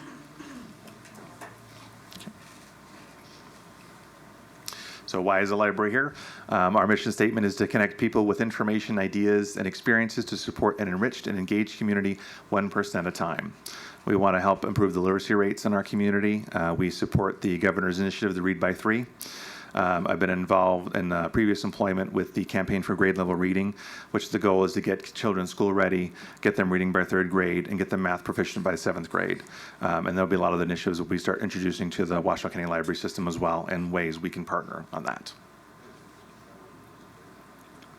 So to connect, we're doing a lot of outreach. Our main goal right now is hitting the 1st grade. We've hit 80% of 1st graders have library cards. Is that right? Is that what we're saying? Just reached them last year. Reached them last year. So when we're finding that when we do the outreach, a large majority of them do have library cards with us. So that's very exciting. We're going to be launching a new website in February of this year. So we'll have brand new services there. We introduced the Senior Center Library Computer Lab with new classes that are sponsored by the Friends of the Washoe County Library. We're involved with some innovative programs for entrepreneurship. We're introducing a new program that's in partnership with Arizona State University, the Entrepreneurial Online Network, EON, and that'll help with entrepreneurs in the area if they want to start up a business. The library will be a catalyst to make that happen. We've also introduced wireless printing. The last ones, Tumble Books, Brand Fuse, and Linda, which of course to most people don't use the service, don't know what that is. But Tumble Books is sort of like a story time online. So you have that, a parent can go online, go through the Washoe County Library website, washoecountylibrary.us, go to our research, and they can go and see the early literacy books. So picture books that are going to be on the web page, and the pages will turn, and it introduces a lot of early literacy concepts that are essential for getting kids school ready and ready to read. Brain Fuse is an online tutoring service, so kids can go online and get an online tutor live to help them with their homework, help them with assignments, and various other things. Linda.com is more of the business aspect of things, so for adults learning business trade, you don't have to buy a subscription, you can subscribe to the library. And we also have Learning Express, and that has a variety of services, mostly aimed at the high school level. And so if you're learning, trying to study for your SAT, ACT, trying to do your GED, doing vocation, you'll have books that you can download for free, as well as taking online tests to help you practice for the real test. And that's all available through our library website.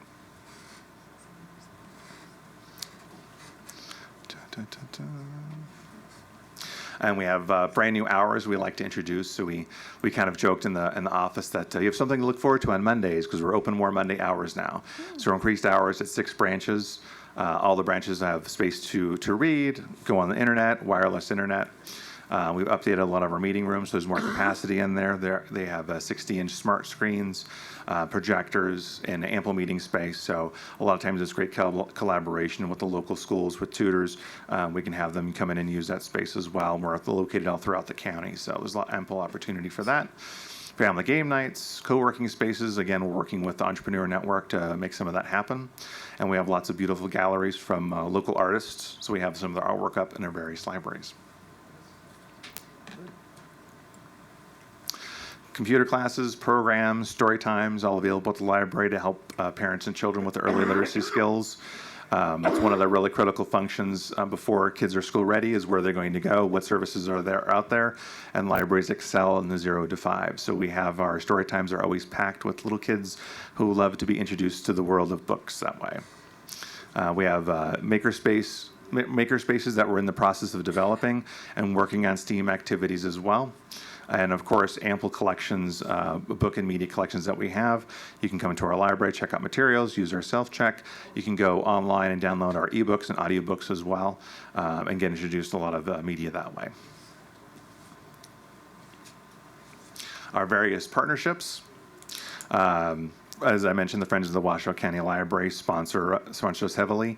We received $125,000 this year with an additional $20,000 in grant funds to provide services to our library. So that goes towards providing computer classes, summer reading program that we have every summer, various other resources that we have. So we have our network is very wide, and we like to partner with lots of organizations to make things happen.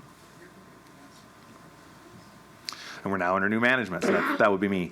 We're also hiring a new assistant library director, so that we'll have that person on board too. So you'll have some new leadership on board and give you some support in where you need it. We're working on some funding initiatives, trying to find ways to help expand our hours and provide more services once needed. We're at workforce development, as I mentioned, and really trying to get out there and raise the library's value. A lot of people don't realize the library's still here. We're still providing quality library service. You can still check out print books, ebooks, audiobooks. Still come to a story time. Still come and get wireless internet. We're open through our various libraries 7 days a week. We're working on some building projects right now. We're looking at building a new North Valleys library. We're looking at locations to do that. We're looking at greater investments in technology. Some of the programs we have are Chromebook classes. So patrons are introduced to using a Chromebook, having a class on that, having a cheaper way to get internet access, computer access by using cloud technology. We're looking at new funding sources as well. So I wanted to thank everyone for the time to present, and I'm happy to answer any questions that you may have about library services. Anyone from the board? Well, I'm just glad you're here. Thank you so much. We know each other. Fellow Wooster Colts sitting at this table. Congratulations on your new position. The libraries mean so much to us and so much to our children. So it seems like it's very, you're in a good place right now. I know there were some challenges with the possible closing of the Glenn Duncan Library, but it seems like the community really pulled together, and we still have that library, which is so important to our kids. So thank you. Yeah. Keep up the great work, and Thank you. anything we can do, just let us know. Absolutely. I may contact you to set up some meetings to talk about other ways we can partner and how we can help the school. Definitely. I think that'd be great. I saw Trustee Franco first, and Trustee Smith. That's actually what I was going to say.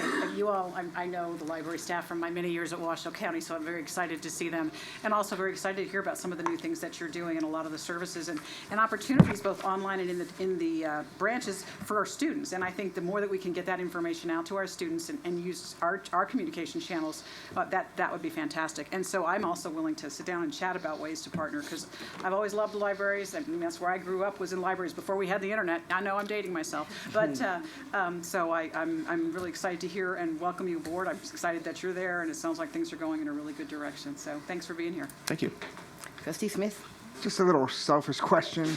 Do you still plan to continue that deal where we bring in a bag of food and we can get our book fees waived, the penalties? Yes, food for fines. I got I'm a big that deal. You have a I'm little big fine fan. situation you need to I take got a care little of? fine The fine situation. situation? That's twice a year. I think May and November. Is that right? And then this last year, I think we had people donate 18,000 pounds worth of food to waive their fines. So that's a great program. So keep it coming, and we'll make something happen. And you got the books back too. Yes, we get the waives the fines, and then we get the books back too. So it's a good deal. I like Yes. that. Well, Jeff and Keontae, we just want to thank you, and Kendra for bringing them, for coming, and welcome. As we've all said to the community, it's always exciting when you get just some new ideas, some new thinking, some new eyes and something. So we're excited about, this is a great time to be joining this community and moving forward, because there are a lot of things happening, and it's a great time to be a part of it. So welcome. Thanks for having us. You bet. One Is there more some thing. seems like there's something else? May I? Keontae? Yes. It's I'm welcoming very you and saying hard. thank you, and you guys are like, yeah, whatever. We have other stuff going on here. Silent, sorry. So a couple of things. One, thank you. It is an honor to address the board, the school district board. I have the January newsletters for your information. So some of the things that Director Scott mentioned, you'll have here in our newsletter. And I'm going to leave extras for you to share with your constituents or your families and students. I have pens. We have our Washoe County Library pens. And also I would like to extend an invitation. I have the most fun and enjoyable job in the Washoe County Library system. I get to play with the students. Oh, yay. And so part of the project that we're working on right now is through the Striving Readers Grant. It's the card carrying project. And we are scheduled for this Thursday at 9:45 at Huntsberger, where we will be doing the assembly, the rah-rah library assembly, challenge them to get 90% card carrying school-wide. If they meet that challenge on February 19th, the principal has agreed to kiss Bernadette. A pig? Yes. I was going to wait for the question. I figured Bernadette had to be a pig. I remember those days. Ooh. Well, the Sometimes kids you love just it. have to pucker up, Yeah. right? Yes. So I would like to extend that invitation. Oh, I actually got to dye my hair. I kind of worked through it. I kissed one pig after that. Let me dye my hair, come in on a skateboard. Like, there's all these alternatives. You can pick some neat stuff. No, stop it. All right, anything else? Thank you. Thank you very much, and Thank you. thank you for the invitation, Kendra. Thank you. Come anytime. All right, agenda item 8.03, presentation by staff and discussion by the board regarding Washoe County School District property that may be available for future school sites. This is also just for information and discussion. And we are welcoming Pete and Mike. Pete Etchard and Mike Bolser. Sorry.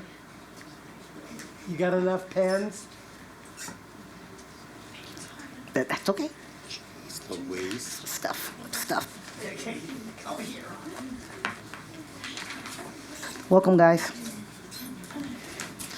Thank you, Pete Etchart, Chief Operations Officer. So we're here today to talk about the Washoe County School District Property Program. This is a request from Trustee Mayer to talk about this. I don't think we've done a presentation on the property since AB 46, where I know we gave one to the County Commission, a pretty detailed report on it. I just want to take an opportunity really fast. With all the property needs we have, the lease needs we have as a growing school district, our school planner here, Mike Boster, and his team just do a fantastic job in keeping our needs prevalent with all the developers in the area. It's going to become even more important, obviously, as we go forward with hopefully our strategic blueprint here in the future. So with that, I'd like to turn this over to Mike so we can start talking about the different types of property we own and need. Okay, thank you, Pete. And for the record, I am Mike Boster, school planner. What I like to talk about first are categories of property. And I want to make it clear that for the purpose of this discussion, we're only talking about the vacant properties that the district owns. None of the school sites, none of the admin buildings, that sort of things. These are properties that we either own, we either can get a hold of, or we are pursuing. So there are three categories. Those that we own outright, those that we have as set-asides, and set-asides are those properties we request from developers when subdivisions are proposed. And then there are federal properties that we can obtain from the BLM or the Forest Service or any other agency, actually. So I'm going to go into each of these property types, starting with the district-owned properties. We have about 171 acres, covering 11 sites. I've included the name of the site, the acreage, the year acquired, the general area, broken down into 4 parts of the county. We're also going to tie each of these and the ones in the coming slides to our strategic blueprint. Thanks. Okay, now the second category of properties are those set-asides, and I take a little bit of time on this. Set-asides are allowed, we are allowed to request them via an NRS process. We review subdivision maps from the various jurisdictions, Reno, Sparks, and Washoe County. We provide impact letters saying, depending on the number of units and students that we are projecting to come out of those houses, we can request either a middle school, high school, elementary school site. There is a fairly detailed process that NRS requires us to go through. We have to request it of the developer, cross-copy the jurisdiction to make sure that our request goes into their approval process. So we currently have 4. 3 of those are in Spanish Springs and 1's in Verdi. And we continue to pursue those. Some of those, like Stonebrook and Mortensen Garson, they have gone, for lack of a better term, dormant. A lot of folks have gone bankrupt. Those subdivisions will come back around, though, and we will ensure that once they do revive, we get our set-asides as these subdivisions come back.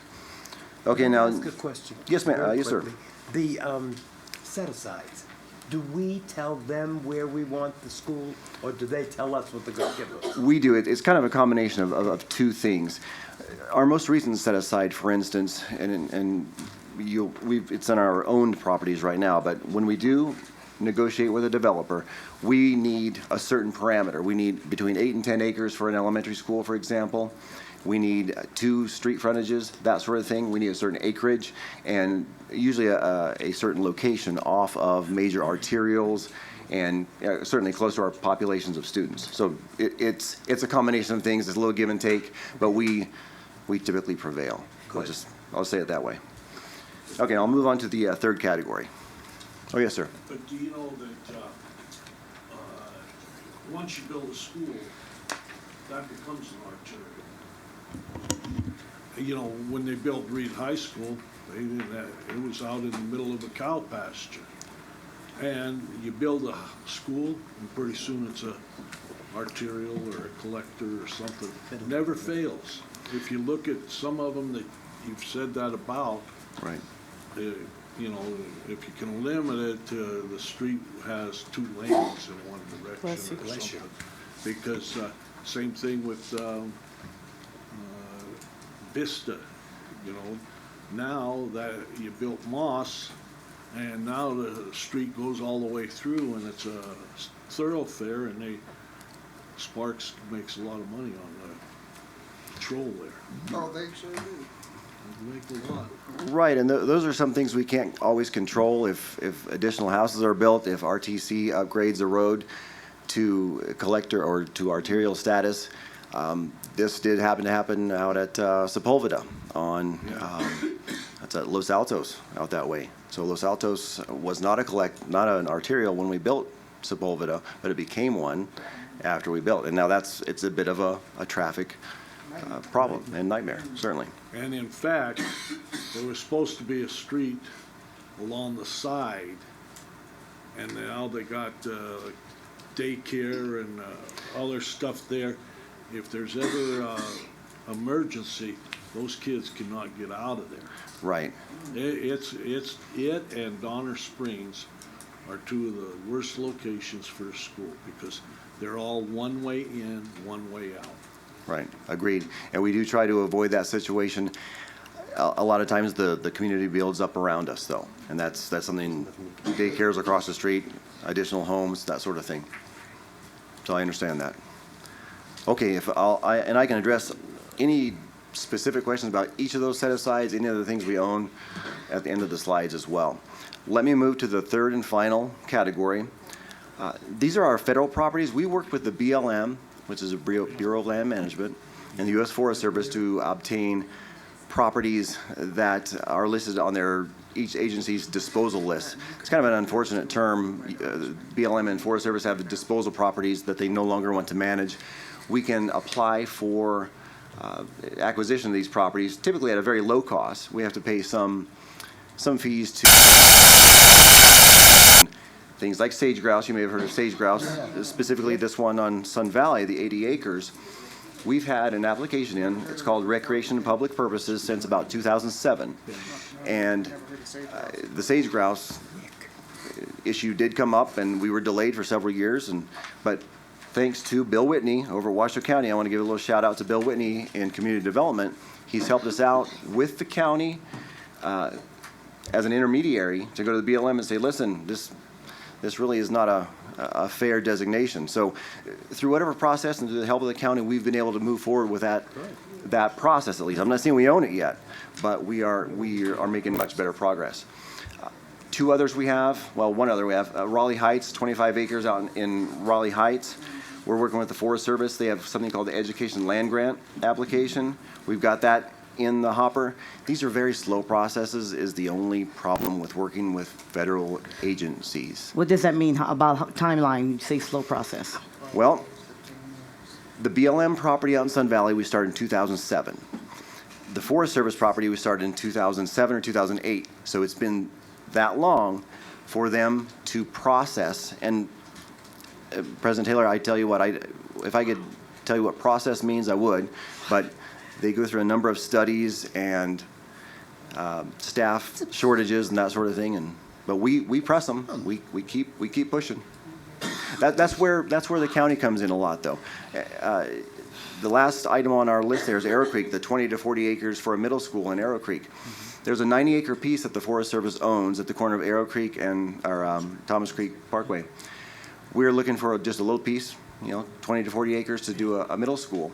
And Mr. Whitney at the county again is working towards something called the Washoe Lands Bill, where the county may acquire that, and then we would kind of ride in on their coattails and essentially acquire it from them through a process. So we're working with our partners to get these things squared away and really push forward on all of our property acquisitions. Right, they just show up. Okay, and now we're going to tie all these to the strategic blueprint. Oh, I didn't realize this thing was going to click through all of them, so, all right. So I thought with the recent, your recent approval of the strategic blueprint that you might find it interesting about how these properties that we currently own or set-asides that we have or set-asides that we're going after tie into our strategic blueprint. So there's a lot of unknowns at this time, especially in high schools, but I'll start off with the high schools. Obviously, the additions like to Demonte Branch High School, we own those properties, right. Or Hug High School, we own the property. Cold Springs High School, that first phase, that would be a future set-aside. We're looking at that Hines Ranch area when that kicks off in development. The developers are getting, starting to get going, so we'll be active in making sure that we get a future set-aside for a high school.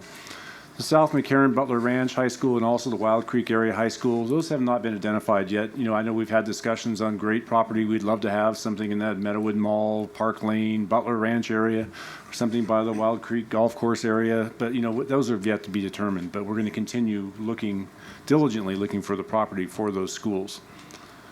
Middle schools are a little bit more defined. So the Sun Valley Area Middle School, that ties right in with what Mike just talked about, the BLM 80-acre site in the north end of Sun Valley. That would be the perfect area for us to have that middle school. Arrow Creek Area Middle School, as Mike just said also, the U.S. Forest Service site on Thomas Creek and Arrow Creek would be perfect. So those would be two great sites, and the cost would work for us. The time frame doesn't work very well, as slow as they are, but the cost would be great. And then lastly, the Spanish Springs Area Middle School. This one, we actually own a 29.4 acre site on the Vista area. It may not be the perfect site that we want to use. Actually, it's in your packet too. On the back, you'll see a map, and Mike can talk in detail of where it is and how we attained it and everything, but it's in your packet. It may not be the perfect site because, as we talked about, any site that's on an arterial, sometimes we'd rather be off that arterial. So, but it is a good site. It's far enough out on Vista that it's actually not a major area. It's not collecting all the streets and subdivisions coming in, but still, it could be exchanged for another site. We also have the Kylie Ranch 28-acre set-aside. Now, the one thing we have to mention on set-asides, and I always want to mention this, when we have set-asides from developers, we still have to pay for that property by NRS. So just because it's set aside for us doesn't mean it's paid for unless the developer wants to donate. So I always have to throw that out there because some do. Just give me their name. Exactly. Want to do a shout out for them. So those are our middle schools. So we have some pretty good options at the middle school sites. Elementary is even better. Click through all these. So for the South Meadows Area Elementary School, we actually own 3 sites. Right now, those are owned by the school district. So which one we're going to build on will really depend, but we have some great options right there. Same with North Valley, Spanish Springs Area Elementary School. We own a site, the Vista 8.1 acre site. We also have 3 that are potential set-asides. So we have a lot of options when we talk about elementary schools. And again, I show in the 2025 plus that new elementary schools are going to have to be built. Whether we go to multi-track at all of our elementary schools or not, we know as growth comes, we're going to have to build elementary schools. And I always, hate to always show this slide, but I can't help it because we always have to talk about, we have a lot of development coming and we know it. And so we're monitoring all these developments. Like I said, Mike does a great job in working with these developers and monitoring all the projects coming in and looking for those future set-asides. And obviously with all these developments that could potentially occur here in the near future, we're talking a lot of land. We're talking a lot of construction. So that's where it becomes imperative, that we hopefully have a plan in place, and that's where the funding issue comes in that we've discussed a lot. So, With that, I'd like to say that the last 6 slides are basically showing those set-asides, federal properties, and the district-owned properties. And basically, Mike has shown 6 areas. You know, we have a big county, so he's shown 6 areas throughout the Washoe, Truckee Meadows that you can take a look at. And if you have any specific questions on any of the school sites, I'm here to try to answer them. Thank you. Any questions, board members? Any others that we haven't asked along the way? I don't. Good. Trustee Mayor? That Winnemucca Ranch, I thought that was dead. We hope it is. We do. I don't say that. I don't say that with any malice towards the developers, but that can always come back. That was a very large development that was proposed.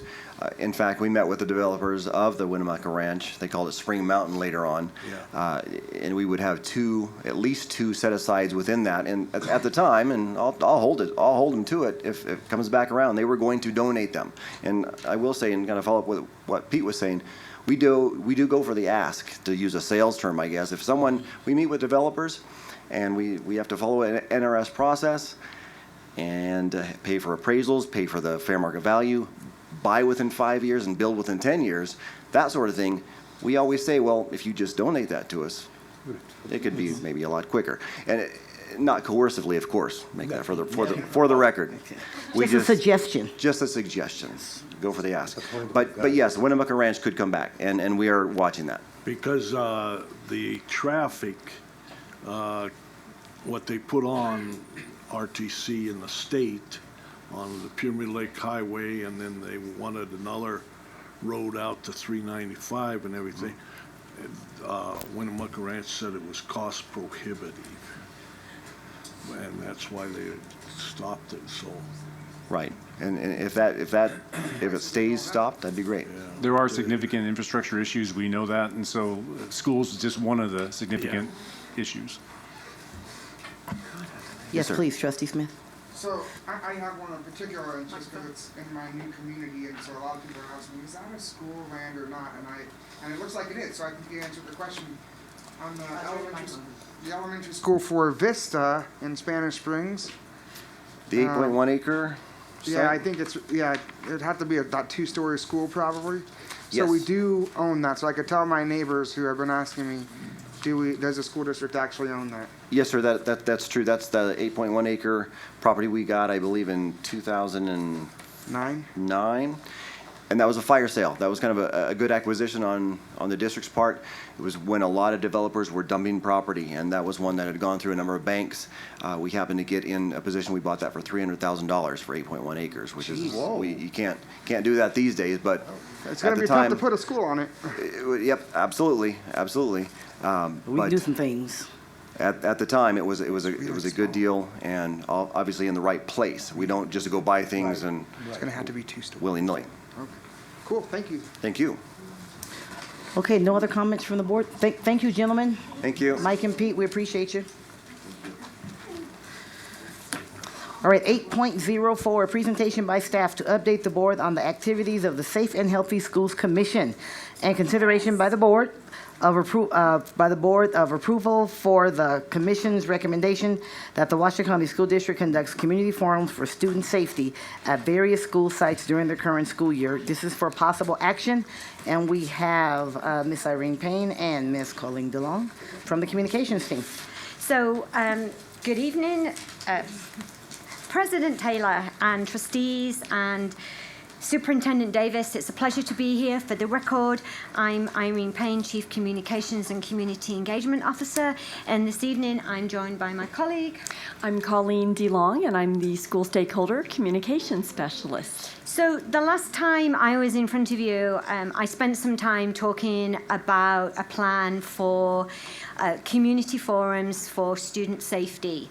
And at that point, and during that conversation, you asked if we could explore the possibility of using existing meetings that are already taking place in the school district, where we could kind of piggyback on and use those existing meetings as an opportunity to talk about safety in our school district.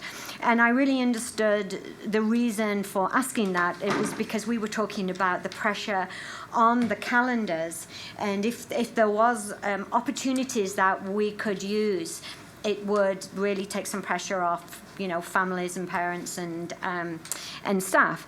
However, Colleen has done some extensive research, and I'm going to hand over to Colleen so that she can talk about the results of that research. Thank you. I had an opportunity after we last sat before you to take a look at some of the suggestions that were brought about. And I started out by looking at a lot of the school and district calendars to see what's already on there that we could take a look at that would be appropriate. And in looking at the calendars, obviously there is a lot going on within the district and at our schools. I found there are zone band concerts, college test prep classes, financial aid family nights, awards nights, booster club meetings, a lot of things on that nature, which none of those really seem to have the appropriate venue where we could talk to a large enough or a diverse enough audience to share the information about safety. In addition, it was brought up about some of the youth sports signups. We have baseball, football, basketball, indoor-outdoor soccer, softball. And in the 21st century, I discovered that a lot of this is done online. There's a Athlete in You and an Active.com, two groups out there, and a lot of our youth signups are done there. Some of them are still done, most of the, in person, but they are mostly done in a pizza restaurant where folks come and go, and they're generally in a pretty big rush to come and go, which didn't exactly seem like it would be the best place to really have an in-depth conversation with our families and the community stakeholders. Just a second. Yes. The Little League and YBA basketball, the best time is when they do their drafting. All the kids are there in the gym or the field behind the school. It's not when they sign to be in it, because that may be one kid every 20 minutes. But when the draft comes, they're all there. Correct. Breaking up into teams, and then you could have a meeting in the school, you see. Right. They do a draft day. I know, like for Little League, they do them out at the ball fields, and they break it down by age groups. So it's basically an all-day event, and there would be different time periods. So you'd have to do multiple ones in a day to get to every age group and the families there. But yeah, and that's an outdoor venue typically as well, like for baseball and softball and football. Not necessarily. They do it like behind the Beaches Community Center, which is great. Mm-hmm.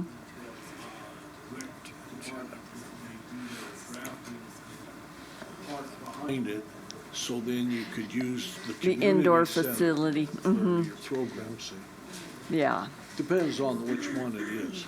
But then, of course, we would just be getting our children who are playing sports and not those, families. It's a limited audience. Yes. It's a finite group of families. And that's what we kept coming across, wasn't it?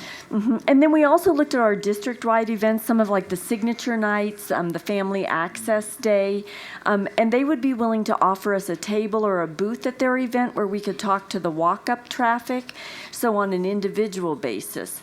And we really didn't feel like that would be the proper setting either to address the families with this important topic. So I think you can probably see from what Colleen said, given the subject matter, the fact that we want to share information in a deep, rich way and have deep, rich conversations around student safety, talk about, what our different what a code red means, what our emergency manager does, how school police work to protect our children and our staff. It really doesn't seem practical to have those rich conversations and to reach a broad base of our families and parents at existing meetings. So with that being said, the Safe and Healthy Schools Commission asks for your approval to move ahead with the original plan where we would develop a series of community meetings that would specifically focus on student safety and the safety of our schools and our school buildings. Okay, thank you. Trustee Rosario, did you want to comment on I concur. I concur. Thank you. Thank you for your work. So any other conversation about is there a number for other forums that's to be identified? Or? Well, to be identified, originally we talked about having 5 forums. What I do know is they would be held at our high schools. There would be one on a Saturday. So there'd be multiple opportunities for parents and families and community members to come along and attend. There would be a panel of experts, so there'd be the opportunity to have real rich and deep dialogue with expert people who are experts in those different topics.